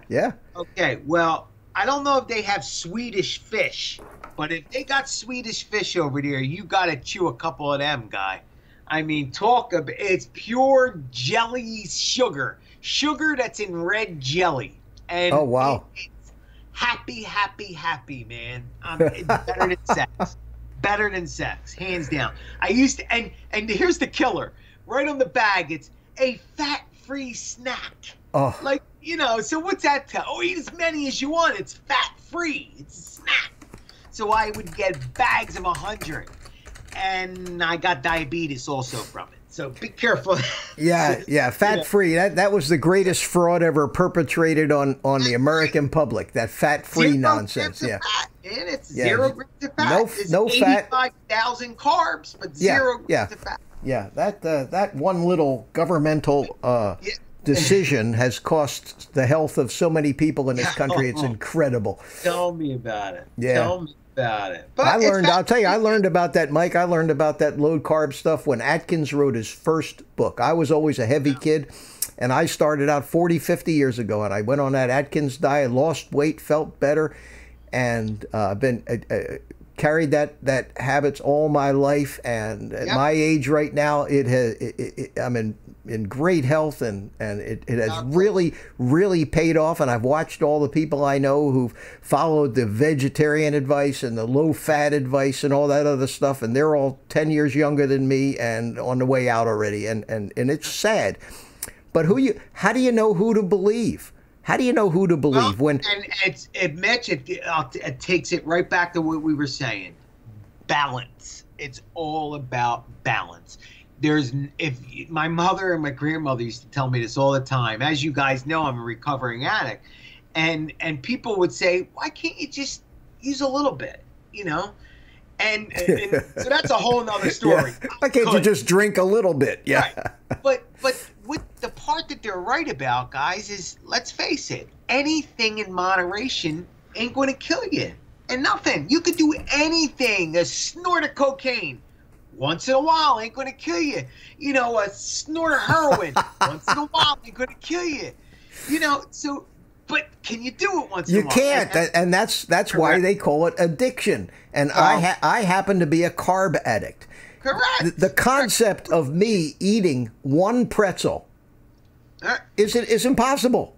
It's impossible. All I need is it's like an alcoholic taking just one drink. I am so addicted to carbs that I have to avoid them. And the thing about carbs is they don't fill you up. Fat fills you up. You can only eat so much fat before you can only eat so much bacon, so much steak until you go. And it's a double whammy because not only does it not fill you up, but how about this one? You get freaking hungry. You're starving the rest of the day. Exactly. It triggers the cravings for more. That's why they say Chinese food, it makes you hungry an hour after you eat it. So if you eat the high fat stuff, not only does it curb your appetite, but it actually does not turn into fat. Sugar turns it. Anyway, that's a whole nother subject for a whole nother day. But I've been studying that stuff my whole life and try to practice it and use myself as a guinea pig. And so far, so good. So we'll see what happens. And that's it. It's balance, Mitch. It's right back to what we're saying. You got to find that balance, that Zen-like balance. Yeah. We got Pepito is in the house and Suman Shamu. How you doing? I saw you over there at Rogers the other day. Welcome, my friend. Welcome. Pepito. Pepito, drone flying in moderation. He's always in my comments. I love this guy. It's probably a 5-year-old girl. I hope not. Who cares? Who cares? Yeah, who cares? Whatever you are or whoever you are, love your comments, guy. And this guy is always in there. Always has something very kind to say to me. Oh, good. Pepito, that's nice. And I love your name, that's dude. Nice. So Moto Man says carbs equal sugar. Yeah, they're finally beginning to accept that, and there seems to be, you know what the term conventional wisdom means. Conventional wisdom is when you can fool a majority of people into believing certain bullshit. It becomes conventional wisdom, and just because somebody teaches something doesn't mean that it's correct. Just because somebody writes something in a newspaper article doesn't mean that it's the truth.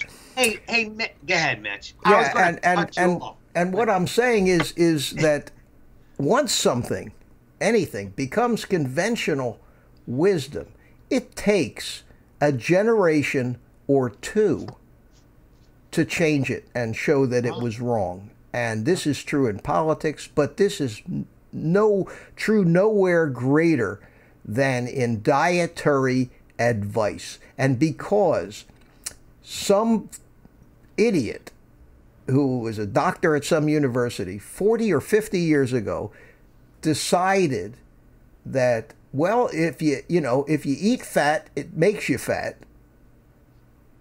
he has basically murdered millions and millions and millions of people who, once that advice became conventional wisdom, became diabetics, overweight, every disease in the world. And it's just now, after 30, 40 years, becoming questioned as to whether maybe that advice was wrong. Maybe that one assumption that So, Mitch, let me change the subject for a minute. Go ahead. Because since we're a drone place, do you ever see them antennas that 4Hawks makes? No. They got these big freaking antennas, and they advertise that you can send your drone to the moon. Buy this antenna and go to the moon. So they sell two kinds. They sell an SR, I think, and an XR. Now, you know which one I'm going to get, right? The XR is the big one. But I got to show you this. Do you mind if I show it to you? It's freaking huge. But Mike, I got a drone that I can't fly it far enough for it to go out of range. You know, I mean, the most I ever take my drone is maybe 5,000 feet, and that's adventurous for me.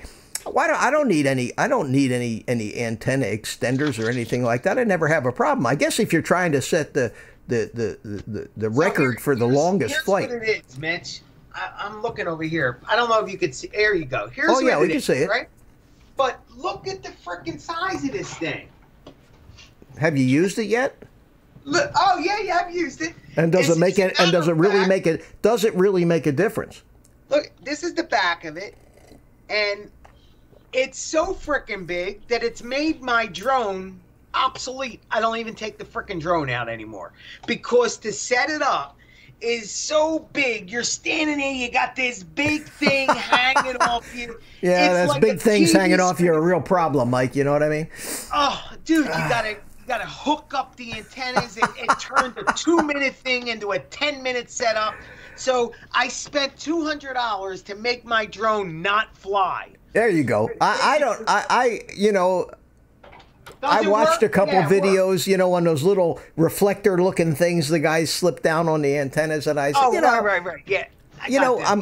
I'm flying. The Mavic 2s are fine. The range is fine. Look, as evidenced by the cached video that you get, is as good as it may not be as high a resolution. It's only 1080, but as evidenced by that, I don't think we need to try to improve. In fact, I don't know if you guys have ever watched Never Mind Your Own, this guy. That's what started my channel. Yeah, yeah, I love him. Peter, yeah, I love him, and I love to watch his videos, and he goes off and does some just great adventures. And he's came up with all of these wild antenna schemes for his Phantom. He had them on posts and wires running coax to his transmitter, and it just seemed every time he tried to use one of those things, all he did was screw everything up, and it didn't. And he ended up going back to the regular antennas, and everything worked fine. Exactly. Yeah. And it's funny you mention that because I need to spend time to put all the freaking antennas back on. This way I could take my drone out and just flick the thing on and fly it. You know, there's an old saying, Mike, and we all know it, and that is, if it ain't broke, don't fix it. Now, Mitch, with that being said, the connection is better. I mean, come on, when you go through that much work to do something, you do get better. You really? Well, would it help you if you fly behind a building, you think? No. But then why bother? Exactly. But I never tried it, but it is a stronger signal is what it is. In the city, it doesn't work for going farther, but what it does work for is I can get up to the river with, nothing. I'm all 5 bars. And then as soon as I go into the river, it drops. So I go from 5 Mike Sammy made a point here. He said he had the 4Hawks with the Mavic Air, but the Mavic Air is a Wi-Fi drone. And the range, that's one of the reasons I never got the Mavic Air, because you get behind a tree, you can lose it. But with the Mavic 2s, with the OcuSync and the connection that they have, I don't wants me to fly my drone to Australia to Popito.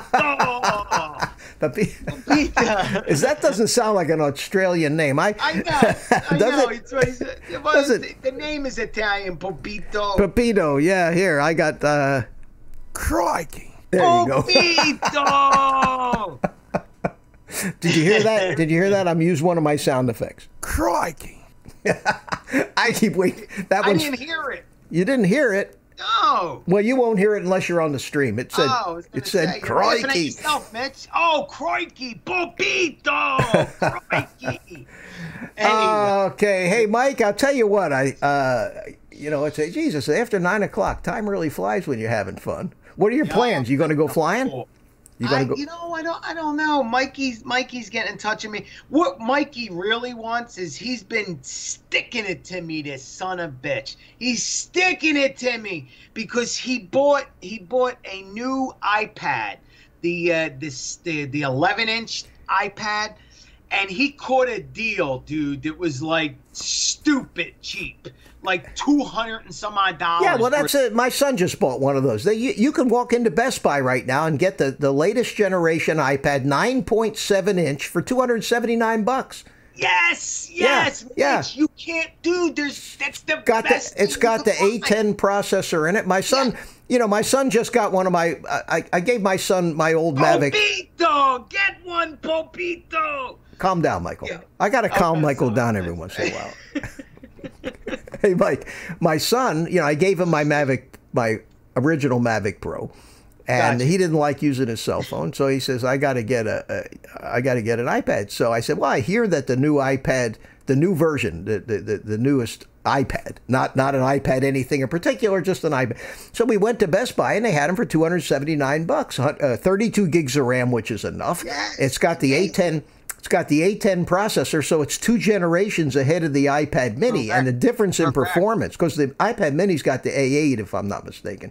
Well, Michael's been screen recording and all, dude. Yeah, you can. I mean, it's monster powerful compared to the Mini, and plus it's got the 9.7. So he went and he ordered I gave him an old tablet mount that I don't use that I had for the Mavic controller, and he ordered the sunshade for it from Amazon. Yes. And God, it works. It works just great. It's a super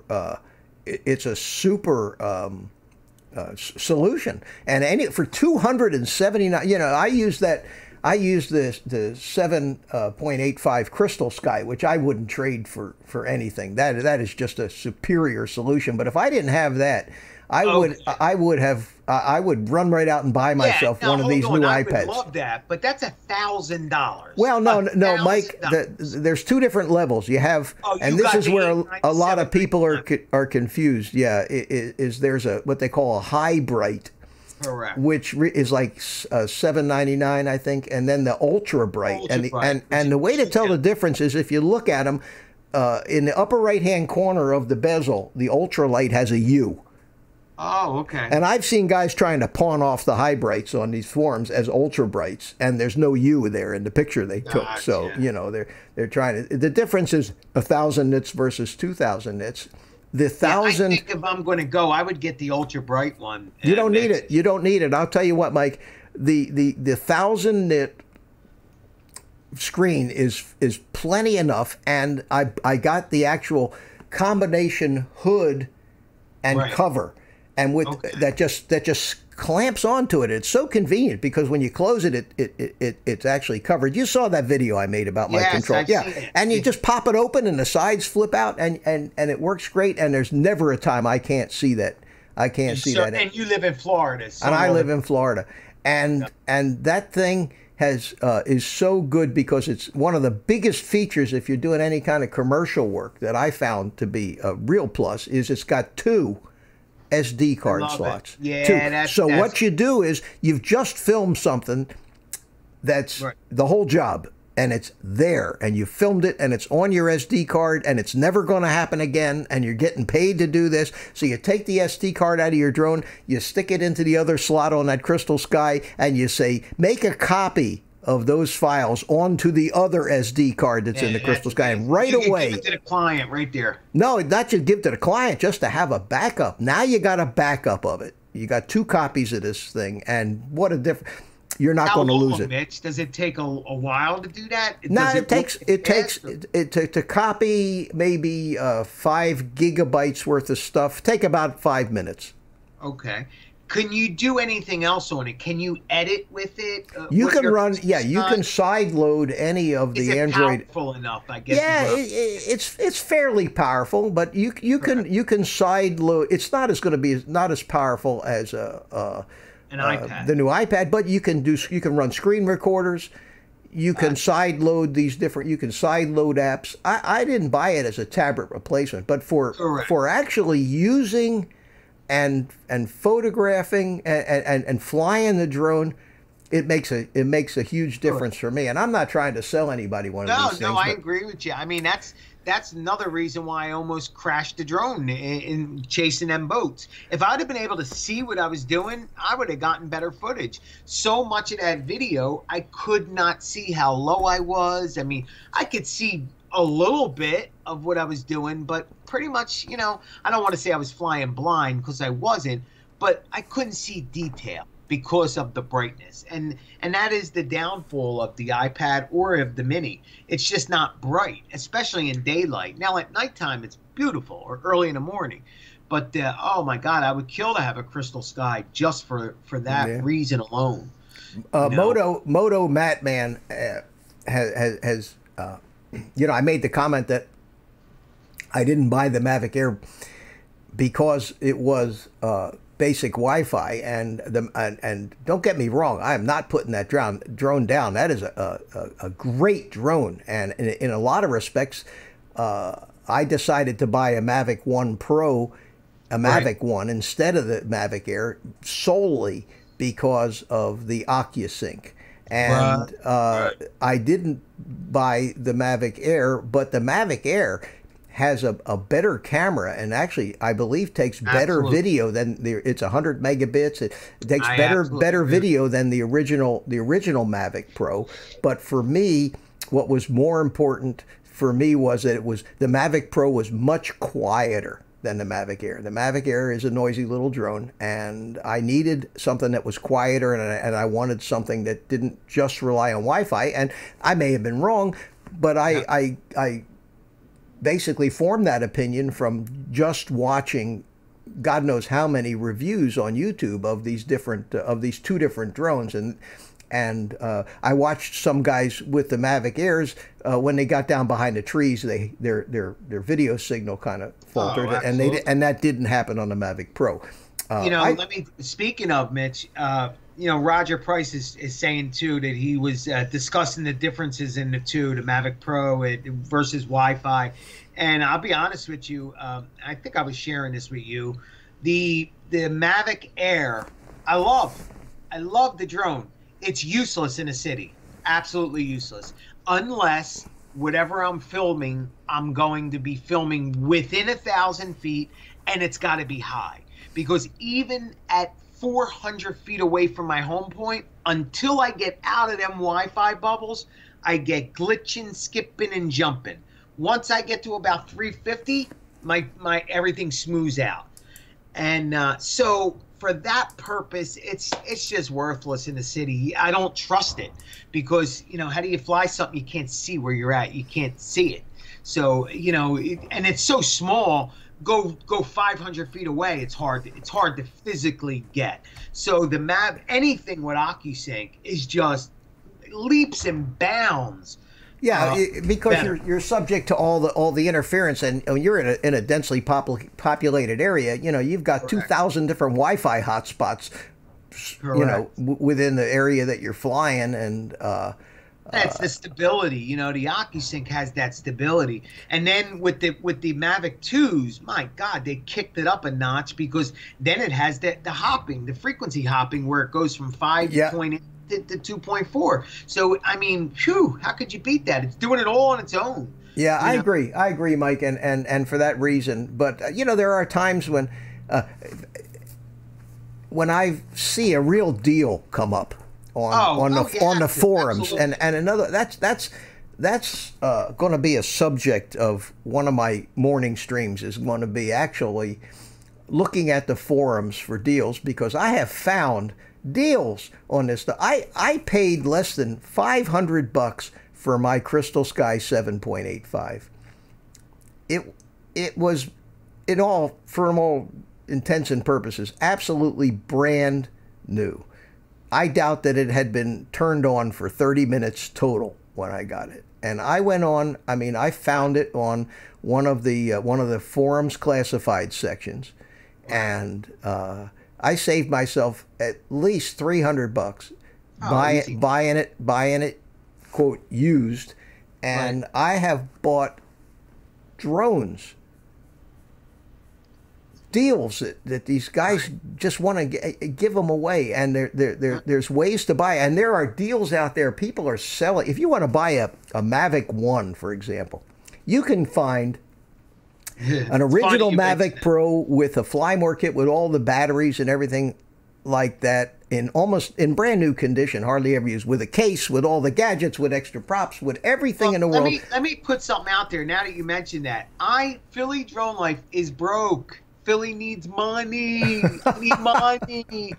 And so I have all these drones. I have a Mavic Pro for sale presently, and I also have a Phantom 4 Pro for sale. I know somebody that wants to buy a Phantom 4 Pro. Yeah, the deal, Mitch. I mean, come on. All right. When we're all done, no, I have a guy that wants to buy. In fact, emailed me yesterday and said, "Do you know anybody?" So brand new, and it comes with a 4-Hawks antenna. It is big. Well, and the regular ones too. Well, anybody feel free to email Mike about that. I'll talk to you after we get off the air. We'll stay on Skype. On Skype. Feel free to email me for the Mavic Pro because I got 2 of them. And I don't need to. Sell them for God's sakes. Well, but I'm so attached to my shit that it's so hard to get rid of it. It's like your little baby. I mean, I put the frickin' things to sleep at night. So whoever gets it is getting a really good drone. I mean, it's got some miles on it, but it's used just like everything else. Hey, listen, Mike. I might be interested in the Phantom. I've never owned a Phantom, so we'll talk about it. We'll talk about it and see what happens. Okay. Anyway. All right. So at any rate, I don't know. Has anybody checked to see is Roger up yet? Papito said Mike is a hoarder. Papito, I'll tell you what. I think that I might be actually. Mike, with that drone collection that you have, my friend. Jesus. I might be.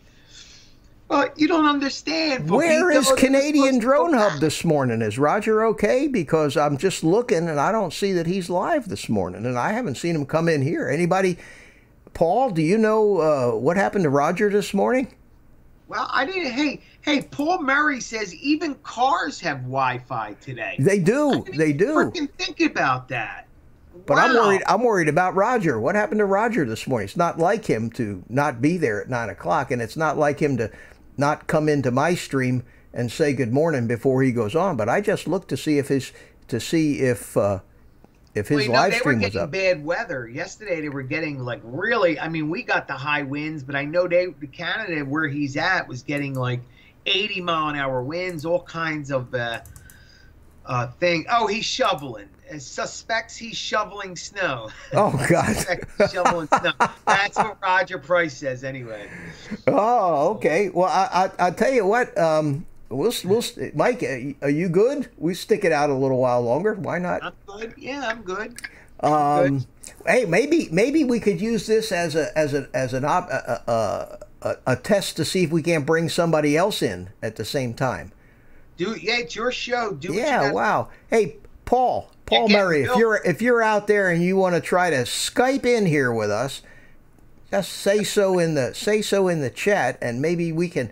Because I tried to do that the other day, and I just couldn't find enough people that wanted to Skype in. But I think that trying to get 2 people. Hey, people are getting sick of Paul's face. Paul's been like on every time I turn on YouTube, he's on somebody's fucking live But I show. told you I need my brownie fix. Drone Shot says, Mitch, can you show a video? What Drone Shots? What video would you like to see? See me show. He said he wants to see me show a video. I can show anything here. You should show my stuff, Mitch. Screw Drone Shots. All right. I'm the star here. Okay, Mr. well Drone let's. I got another night flight video of yours here, Mike. Show Drone Shot. Oh, no. Go ahead, let me see what you got. It's a heli. Nah, I don't. I appreciate that, Drone Shots, but I don't think that. I think we're going to stick with drones on this channel, unless it's my heli or my jets. Now, that's a different story. Helis are some scary shit. Yeah. I'm afraid of them things. Wow. Well, I'll tell you what, Mike. I got another nighttime thing of yours going over here, and we will switch over to it. We'll switch it over to it right now, and I'm going to let you talk about it. This is a video you shot a couple weeks ago. Drone Shot says, please, please, please. I'm going to take myself a little break here, And leave, Mike, I'm going to let you talk about it. Break. Okay. All right, and I'll be back in a minute because I've had too much coffee, if you know what I mean. Can they hear me, Mitch? Or they can hear you just fine.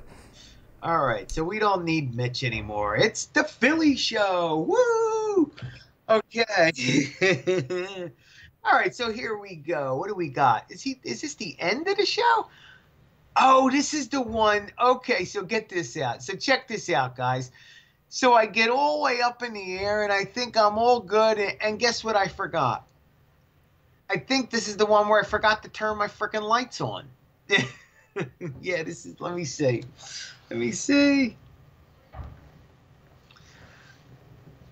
Let's see, I'll know in a minute. If you see the light go on, you'll know. I'm pretty sure this is it. See, he didn't give me any information. What's up with that?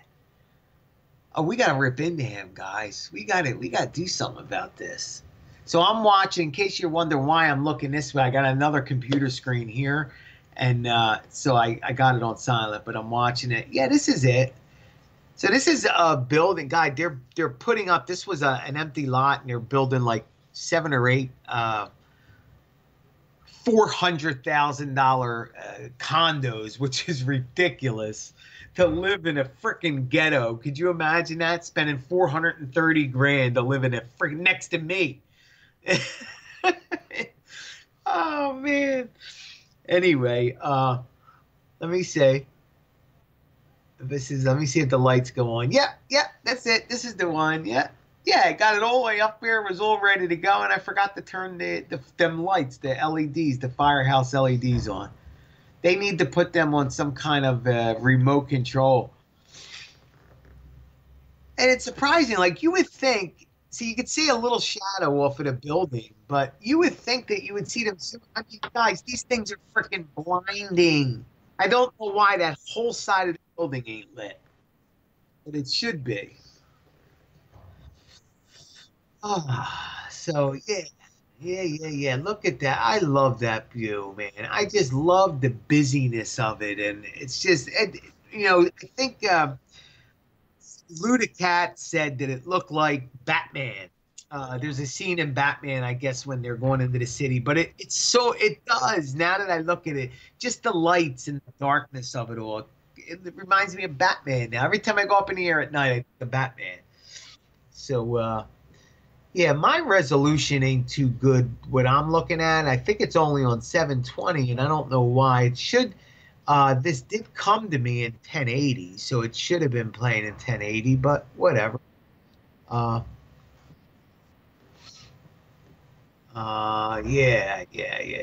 But again, now, guys, at nighttime, the way I fly here, what I do is I challenge myself, and I try to never hit the return home button, to just try to hone in my skills and to learn the layout of the city, so that you see the X that's coming up. Yeah, that's Passyunk Avenue.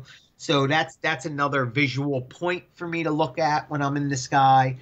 There's a hospital to the right of that. That's another visual point. And that's basically how I do things. I just visually fly and look for points. That big opening at the end here at the top of the screen, that's our football stadium, it's Citizens Bank Park. And then as I turn all the way around is the river that I fly to, the Delaware River. And the plane in the background I'm always talking about, zip plane! They all come in. Look, they're lined up. You can actually see a few of them. And the Philly airport's about 5.5 miles. So that's the trajectory that they come in on. So you'll always see them just at that point. And I am outside my 5 miles. But the way I do these flights is, you see the rows, right? There's the 2 little rows in the center, and then the 2 wider rows on the outer side. Well, the outer rows are the main streets, and these inner rows are the small streets. They're the streets that I live up. Emily, Mercy, whatever. They're the small streets. And that's how I tell where I'm going and how to, again, if you don't fly in a straight line, 2 things happen. Number one, you lose line of sight, which isn't good. And even if you're willing to do that, you lose connection because it's just too much. even for OcuSync 2.0, there's too much craziness. So what you need to do is, you can get somewhat, maybe 3,000 feet, 4,000 feet. But if you come all the way off to the side, you will lose it. So I try to stay always directed, pointed at the drone as much as I can. But if you can kind of just think that your controller's like a patch antenna. So with patch is all you have to be pointed at it. That's the way I use the omnidirection antenna. I try to look at it as it's not omnidirection. It's patch. So but that's it. And so I'm making little corrections on the other map that the Go app has, and I'm just reading the street names on that map and making sure that I'm on my street, and so I'm looking at that telemetry, and so here we go. And again, the furthest I've ever gotten with any drone I own is mid-water. I have never gotten, even with that big gigantic antenna, I've never gotten further than halfway across this river. Well, that's not real far from you, Mike. That's only not even a mile, is it? Well, no, right to here. If I get to this parking lot, it's about 5,500. It's that's about a little over 6,000 feet. Yeah. Yeah. It's when you get into the river, it's another 1,000 feet. So I think at the point where I break up is it's about I'd say about 9,000 feet, and then that's it. It just goes dead on me. So you can't fly to Jersey, huh? Can't check out Jersey. Not unless I break the law. If I go above 400 feet, I might be able to. Well, you can go down to the waterfront and do it. You could certainly fly across the river from the waterfront. Yeah. And you know what the funny thing is I've went 20,000 feet from water's edge into New Jersey. So I used to do my range tests right here. And think about that, guys. Think about how stupid that is. Which, I knew it doing it, but in Philly, it was the only area that I can get to that was convenient and that I had some privacy and I know somebody on there, so they didn't mind. But what I would do is fly into New Jersey from there. The problem with that is on the way back, if I calculated wrong, just think about it. The last 2,000 feet is over water. And that's the last thing you want. You don't want your last, on a distance test, your last 2,000 feet to be over water. So but you want to talk about being excited? So I would always be like, oh no, kerplunk, kerplunk. It's going to be a kerplunk day, And man, talk about adrenaline rush. So what I'm pointing at here is, do you see how I drifted off? This was all wind, guys. Everybody says, oh, they're GPS drones. They don't move. They move. They move. If you have, for whatever reason, maybe I just wasn't tight in the connection. And this is the Mavic. This isn't an ADI mode, the Mavic 2. But it drifted over. It was a windy night. And I'm over, my God, a couple city blocks. So I started to lose signal, and that's what I'm pointing at. The arrow was pointing where I should be. And the way I knew that was from that building to the right side of the screen. That's another marker point for me. When I get to the river's edge, I always look for that building and know that I need to be to the left of it. So, when you do something enough, that's how you learn how to do it. And so, yeah, guys, even though I'm joking around and I'm farting and I'm making jokes, trust me, my mind is gone 100 miles an hour on what I'm supposed to be doing, how I'm supposed to be doing it, what are my rules, how do I stay compliant, where's the drone, reading the telemetry, do I have enough battery, all the shit's going through my mind, and I'm trying to crack jokes and make it funny while I'm doing it. I don't know. I think maybe that calms me down some, but yeah. So I'm just staying on a straight line here, and again, you're going to see if you look up in the distance, there's a row of white building. Not white building. Yeah, it's a row, a horizontal row of houses. That's my landing. That's my airport. I have to make it over them buildings, and then my landing strip is right over it. And you'll see it coming up. This graffiti building to the left is my main marker that I know I'm getting close to the airport. So when I see that, I know that's 6th Street. I live on 11th. And if you look straight ahead, center screen, there's the brick of the line of white houses. That row after that line is my landing strip. And so that's how I look at that.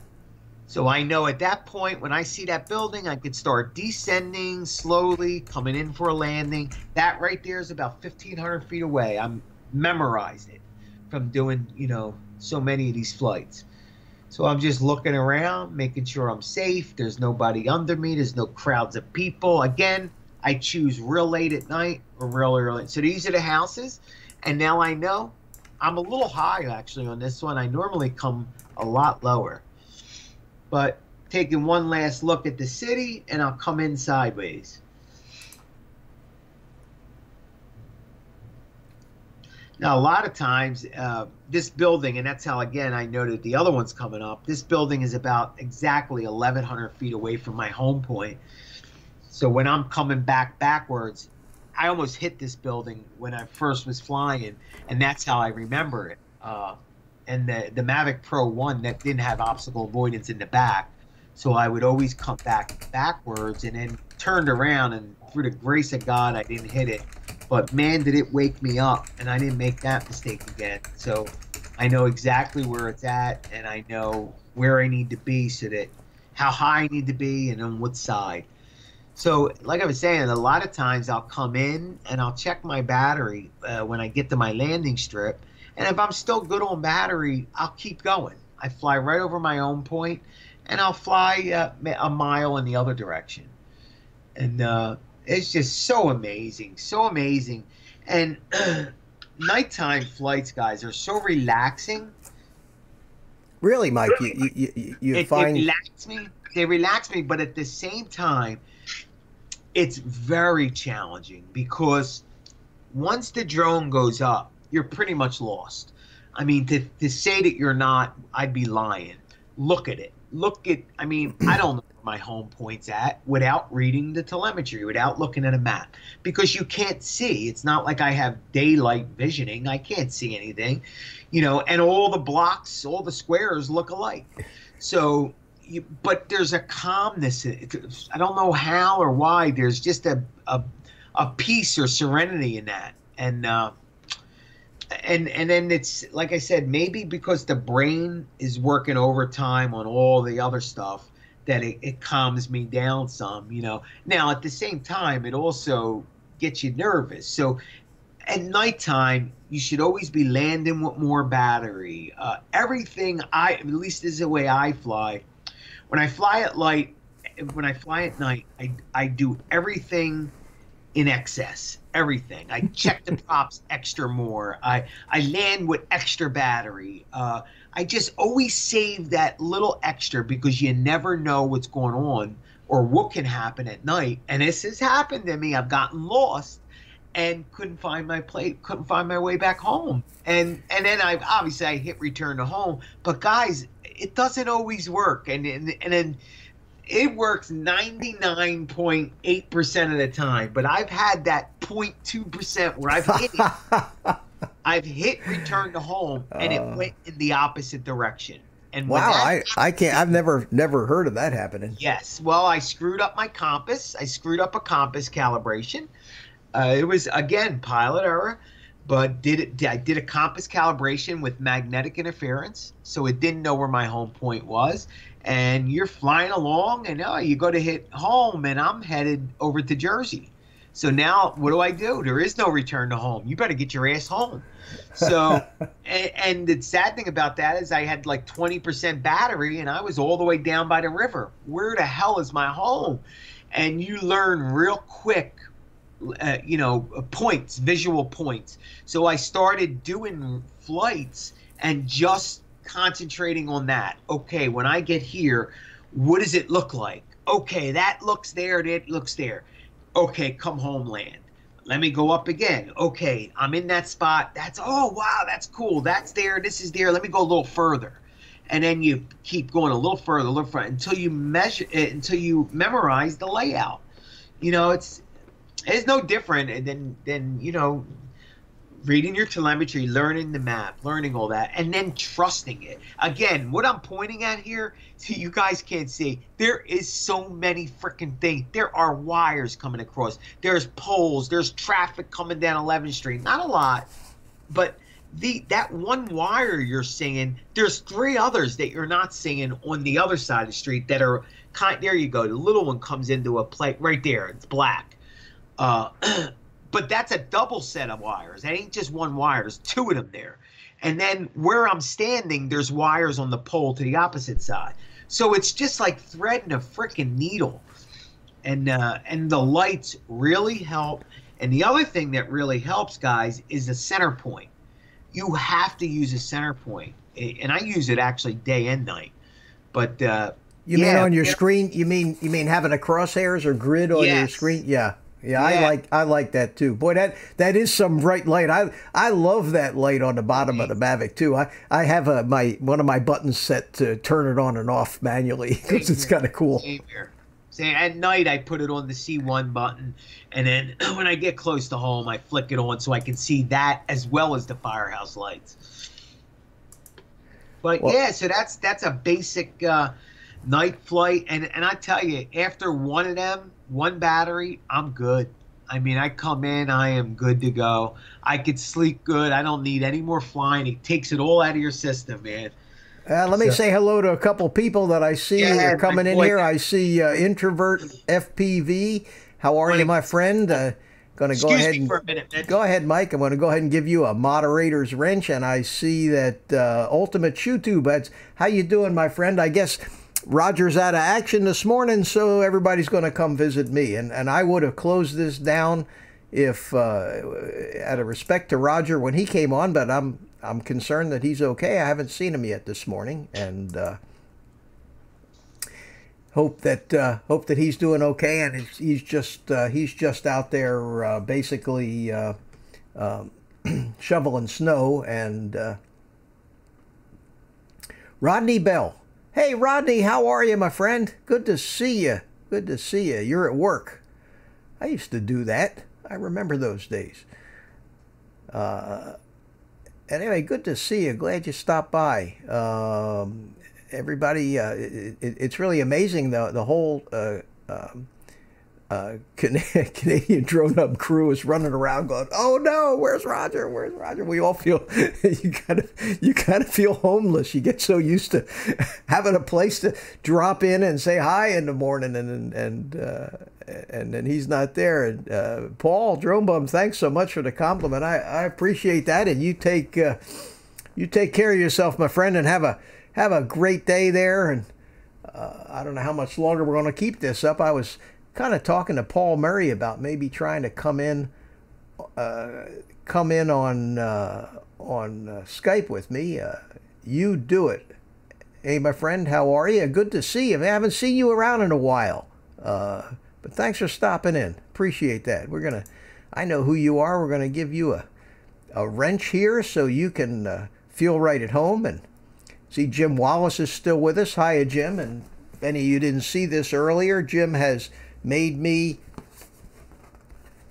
my street sign. So I have now arrived in the world of what I like to call big time YouTubers.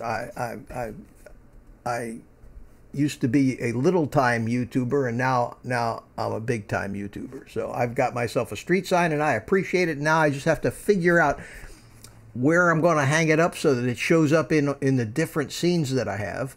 But I did want to shout out to Jim Wallace. I thought that was very, very nice of him to do that for me. And on my other screen, I'm still staring at Mikey's empty chair. So I'm not trying to hog the whole thing. It's just he's not there. I don't know what happened to him. Also, I've been in the chat room with Paul Murray about Skyping in, but he's kind of disappeared. So I don't know whether I'm afraid to push any buttons here and try to call him, because if I don't want to disconnect Mike. So Mike, where are you, my friend? Oh, Paul Murray, Skype is open. Okay, I'm going to try this, Paul, and if we do connect, you got to give it permission to use your camera and everything, and you may or may not hear me. We'll see if we can't work through this. So here we go. I'm going to make the call to you.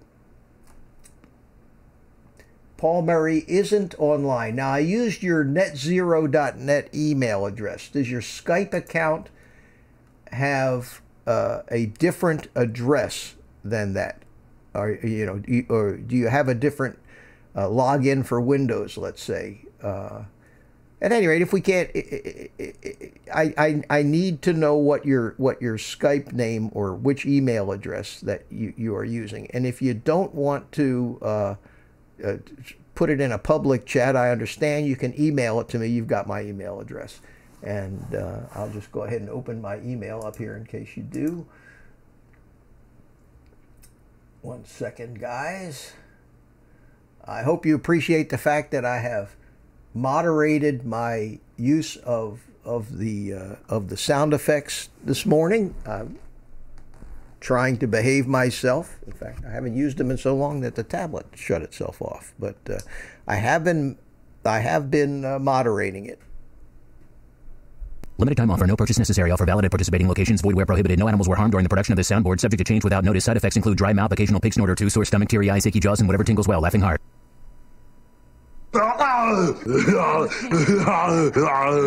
There you go. Had to do it. I'm sorry. Mike says, what happened? He's on hold. How are you on hold, Mike? What did I do to you? Oh, I was trying to call Paul Murray, and did I screw this up? Oh, no. Hold on a second. Mike, resume call. Okay. Are you back, Mike? There you are. Okay. I'm sorry. Jesus. Hold on a second. Let me get you into the picture here. And there you are. That's what you get for, you know, you go away and we abandon Freaking minute, I stop out to get a cup of coffee and you kissed me that quick. Mike, it's a tough world, my friend. It's you know, you got to industry, man. I'm a star for a half a second. Yeah. I got up to get coffee and that's it. Gone. I'm out of the freaking highlight. Gone. It's a papito. You're funny. Okay, so what I got to do here Did you pull somebody in or something? No, I was trying to pull Paul in, and what happened was I had the wrong, just like you, everybody and me and everybody else, we all got 35 accounts, 35 different accounts, and like yesterday, the funniest damn thing, the funniest thing in the world, I got 2 accounts, you got 2 accounts. So when I was in this account, I was trying to connect to the account you weren't in. So when I switched to the other account, you switched to the other account. And we were going back and forth like that and couldn't get, we finally got connected. So I'll tell you what, if you want, you know, we can keep this thing going. I'm having a good old time and I got nowhere else to go. Yeah, I do it for a little longer, Mitch, and then I got to get out there and okay, do something. Either pass out or fly, do something. Gary Foster's been texting me. His first text says,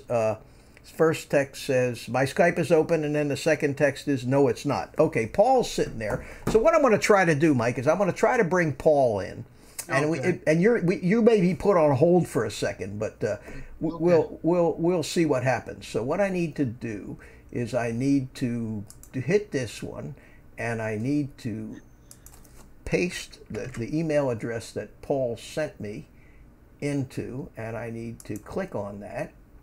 Oh, you should. Oh, I was going to say, we got a Mike Sarney here. I don't know if he's by a computer, but that would be the Philly crew. So let me see. Let me see what can handle that, though. What happens here. So. Oh no, am I calling you again, Mike? I don't know, man. You got real big on my screen, and I did, huh? Well, you're still working here, and I got Paul Murray somehow. What did I do? It says Paul Murray's a participant in this thing, and I don't know what I did. Paul Murray is... Oh, it's ringing on my cell phone. Now, Paul, I got to call you, I think. Oh, what the hell did I just do now? Wait a minute. Wait a minute. Hold on a second. Hold on a second. Where in the world do I answer this thing from Paul Murray? Oh, answer the call. Okay. All right. We got Paul Murray involved, and I got to turn on the camera so I can see him. I see myself. Where the hell is Paul Murray now? Oh, God. Oh, I got to learn how to work this. I got to learn how to work this this Skype thing. Paul, I don't know if you're there. Are you? Paul Murray is waving at me. I see that. Let's see, Paul. If you just hang on a second, Mike, I'm gonna move you. No, you can stay right there. I'm gonna redesign your window and see if I can't get a window for Paul, and see if we can't see him that way. So what I'm gonna do is I'm going to go ahead and add an NDI scene. This is technology at its finest, guys. And I'm going to go Skype 2, and I'm going to say OK. And I'm going to go into Skype 2, and I'm going to go to Properties, and I'm going to see if I can find Paul in there.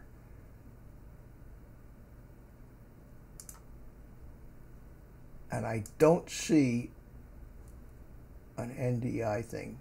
So I think we're not connected to Paul. I think this might be a little ambitious to try to do on a live stream, Mike. I think what does it say here? Join call. God, I hate to click on anything and lose you here, Mike, but let's see what happens. There we go. There we go. You're back? Am I back? I'm back. Yeah, and is Paul with us, or is it just you and me? Yeah, I was frozen there. You may want to try that in off. There we go. There we go. You back? Am I back? No, yeah. That's Paul. I'm getting all kinds of echoes and everything. So I just killed the echo on my end. Yeah, Paul. I don't think it's going to work, my friend. I'm going to have to learn how to do this, and so now I'm looking at myself in the window instead of you, Mike. Yeah, hold on. You're right. Oh, you're calling me now? No, somebody keeps calling me. But we're gonna have to figure this out. Are you still here, Mike? Because there you go. I am. Okay. I just had to get my coffee. Yeah, we'll figure it out off screen. You know, this is about Philly drone life. Let's continue. Yeah, okay, Mike. You know. Okay, and let's talk about Philly. You know. So Michael Sarney said something. I'm probably destroying his frickin' name. Oh, Sarney, no, I ain't. How about that? We were talking about something the other night, and he brought up a good point in the topic there in the chats. We were talking about that. You know, did you ever fly or did you ever do something, and you get that feeling in your stomach that's should I do this? I don't know. Well, that's the feeling I'm talking about. And here's what you do when that feeling, when you feel that feeling, stop and don't do it. Whatever it is that you felt like doing that gave you that feeling, back out of it. And that's hard to do. You know, it's a lot of fun talking about it because, you know, it's a drone. You want to do it. You think you're a freaking pilot and you want to go for it, and just don't do it because it never ends good. And if you get away with it, you may get away with it once or twice. But Mitch, I see the smoke coming out of your head. I'm just trying to figure something out with this Skype here. Paul says that's okay. Why do you do Skype, Mitch, and not Hangouts? Everybody seems to use because Skype has a protocol called NDI. And I know what N and I means, network interface, and the D, network digital interface, perhaps. And Hangouts does not have it. Now OBS has a setting. It has a category of asset that you can use these NDI things. Whereas when you try to bring a Google Hangouts window into Skype, you can do it. But you can't take everybody. For example, if I had 4 different people in Skype, in theory, and this is what I tried to do the other day, but I couldn't get enough people with that wanted to try help with the experiment. What's the benefit, Mitch? Well, What's the benefit is with Skype. Skype, I got a much better connection.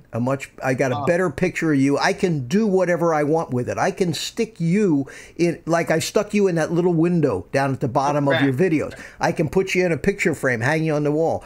I can put 4 different separate inputs around a conference table with 4 different people on Skype with NDI. I can't do that with Hangouts. With Hangouts, I get the one window come in, and it changes based on who's talking. And I'm pretty well. I can stick that one window where I want, but I can't split out the personalities. So, like when you watch a show like what Ken Herron does, for example, he'll have 2 different people on. He'll have his co-host in one window and the guest in another window. Well, they're not sharing a Hangouts. They're actually, he can control where they go, and that's why I like Skype better. Is that what he uses? He uses Skype. Yeah, he uses Skype to bring people in, and he uses Wirecast, and it may handle it different than OBS does. I know that vMix handles.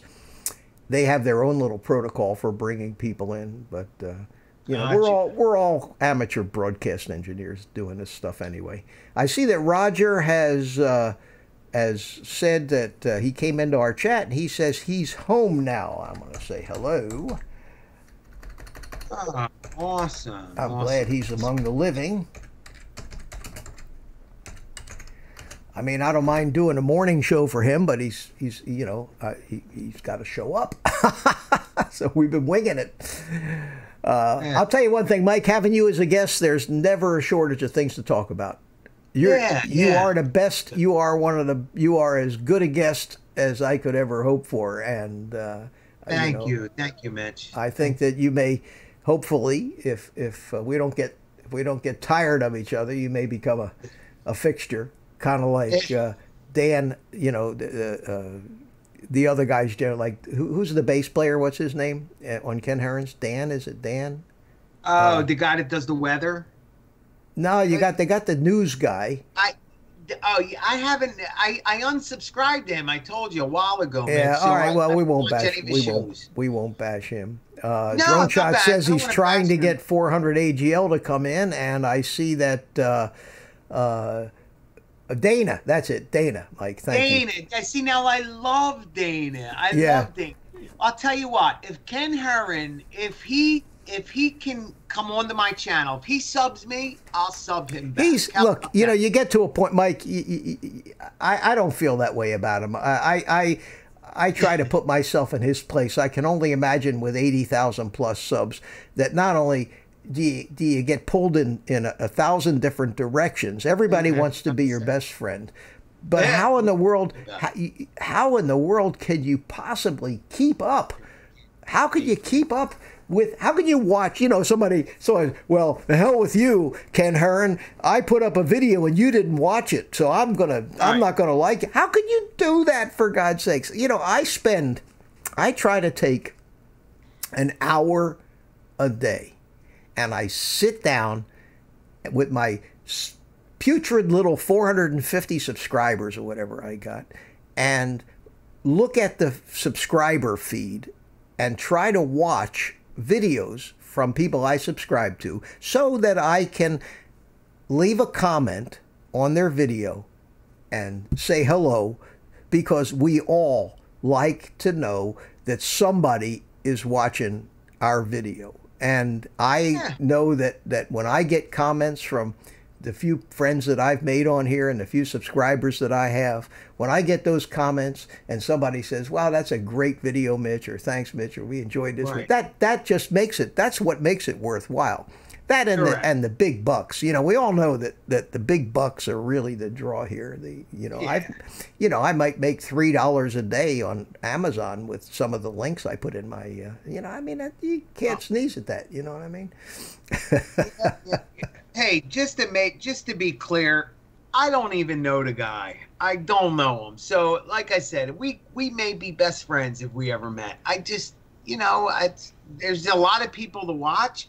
And if I sub to him, it seems as though a lot of his videos are constantly popping up. and I want to see some of the other guys, the smaller guys. I know what he does, and he's awesome.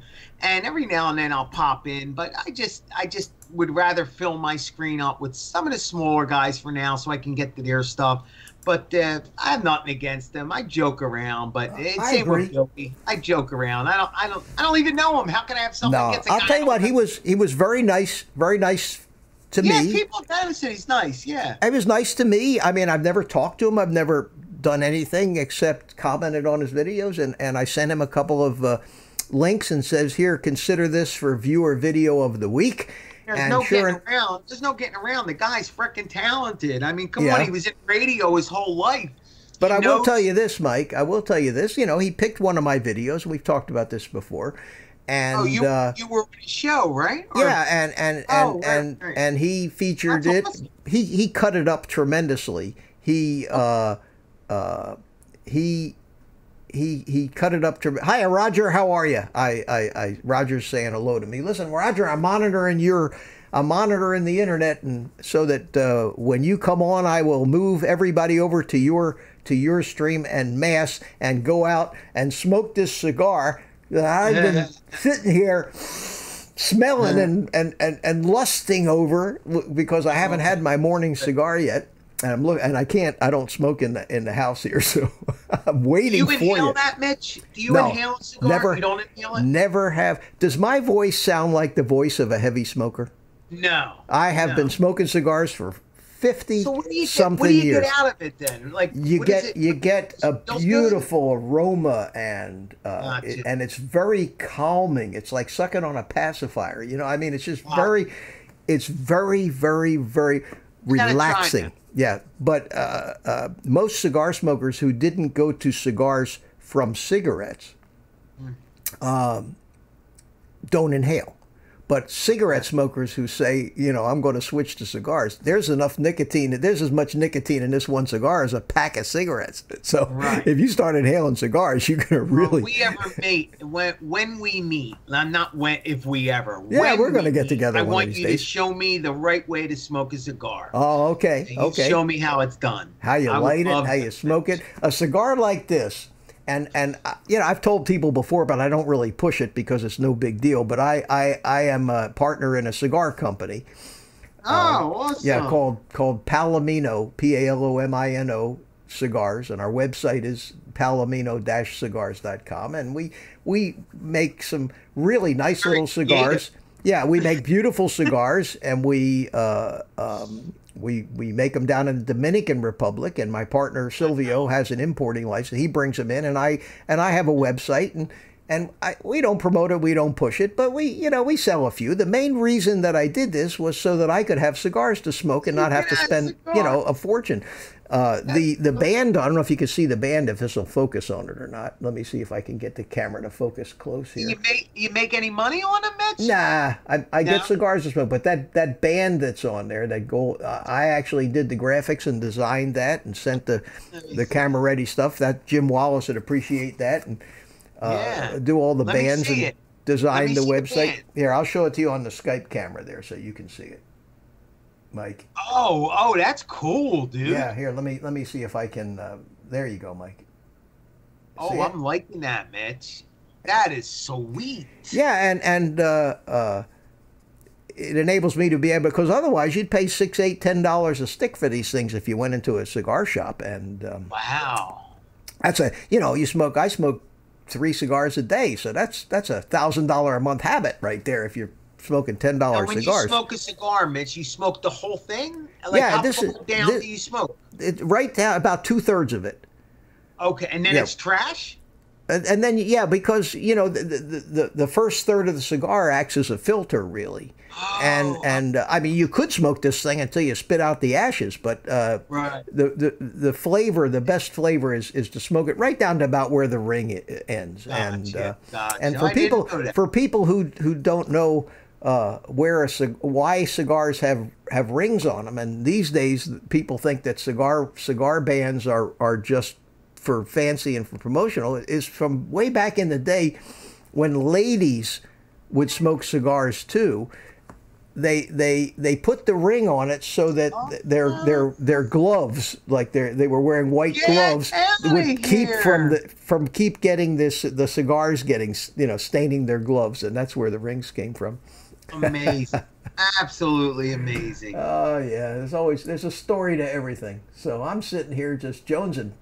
I don't have many habits, but cigar smoking is one of them. And well, whenever you're ready, Mitch, whenever you're ready to call it quits, it's up to you. I'm fine. I'm fine. I'm just kind of hanging, waiting for Roger to come on. I don't know if he's in here with us. Roger, are you planning on coming on this morning? Are you going live this morning? Let me see what he says. Drone Bum says, I like a good cheap ass cigar. Well, you know, we sell these things, these cigars, in bundles of 25. In fact, I'm gonna hang on one second. Be right back. Talk to the boys. Take your time. What's up, people? Boy, I'll tell you this frickin'. Hey, Daddy-O, thank you so much, Daddy-O. Daddy-O says he loves my channel. Well, Popito loves my channel too. Hello, Popito from Australia. Popito. Hello, Popito. Thank you, Daddy-O. This is my channel, and I can have a commercial. This is how we sell the cigars.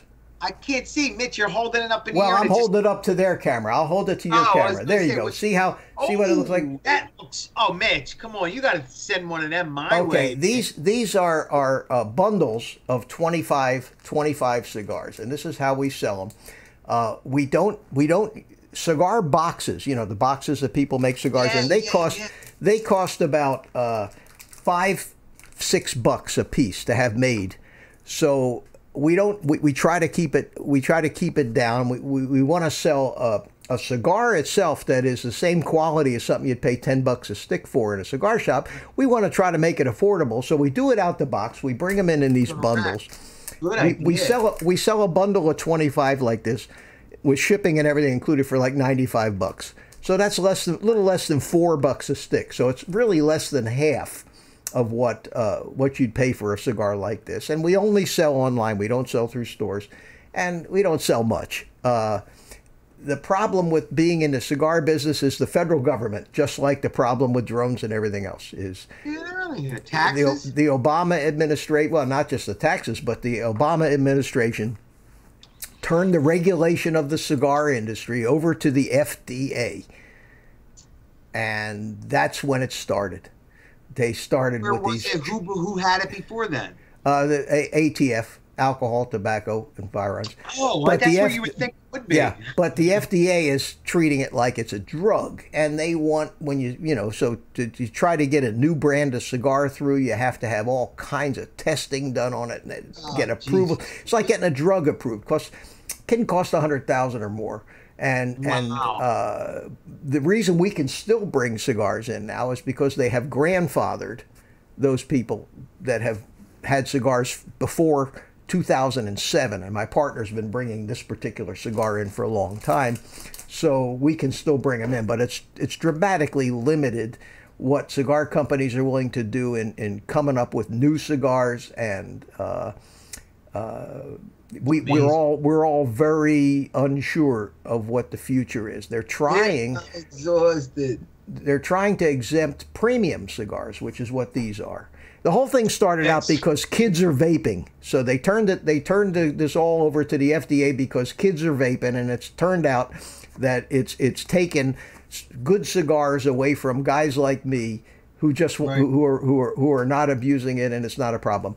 It is not a problem. You don't see children walking down the street smoking $10 cigars. It is a non-problem, yet the federal government is now spending a fortune regulating it. Hey, Mitch, back to drones. So I'm looking.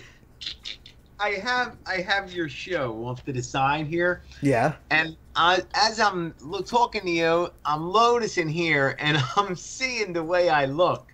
Dude, I'm exhausted. You look exhausted, but you're fine. I just want you all to know, like, I'm looking at my eyes here, and I'm like, I'm just ready to pass out. I didn't sleep, dude. If anybody knows me, I do not sleep. So, and the way they know that is because during the day I'm never available, and you know that, man. I'm always like, I'll call you tonight. I know. I sleep during the day. Then nighttime I'm up, and then what I do is right about this time I just boom, I crash. And I get up at 7 or 8 tonight, and then I do it all over again. And that's why I'm best in the morning, and I do all my flying in the morning, and then I just die. I literally just die. But I'm looking at my picture, and oh my God, I think I almost went out a few minutes ago, right here live. Well, Mike, I'll tell you what, my friend, Roger has come on, and I think I'm gonna call it, and I think we've done enough for this morning. I hope everybody enjoyed it. So, Mike, I want to thank you so much for coming on. And my buddy Dan Worship just came in. Drone Worship. Well, Drone Worship. Sorry, we're on the way out. Happy anniversary, Danny. Okay, Mike. So say goodbye to everybody. Yes. Thanks. So long, everybody. Again, thank you so much for everybody tuning in, for watching my stuff. And again, I try to get to everybody. If I don't, please forgive me. Thank you so much for all your support, everything you do for me, and just watching my stuff. And then the comments are all just a plus. So thank you so much. God bless all of you. God bless you. Okay. All right, Mike. Thanks so much for coming in, and we'll certainly be talking a little bit. And don't forget, I want to get with you about some of that stuff you have for sale. Okay? Yes, sir. All right, my friend. Thanks so much. See you later. And that was Mike. He's probably still on with me, but I don't think he's in the stream anymore. And with that, guys, I'm going to bring in the music. And there we go.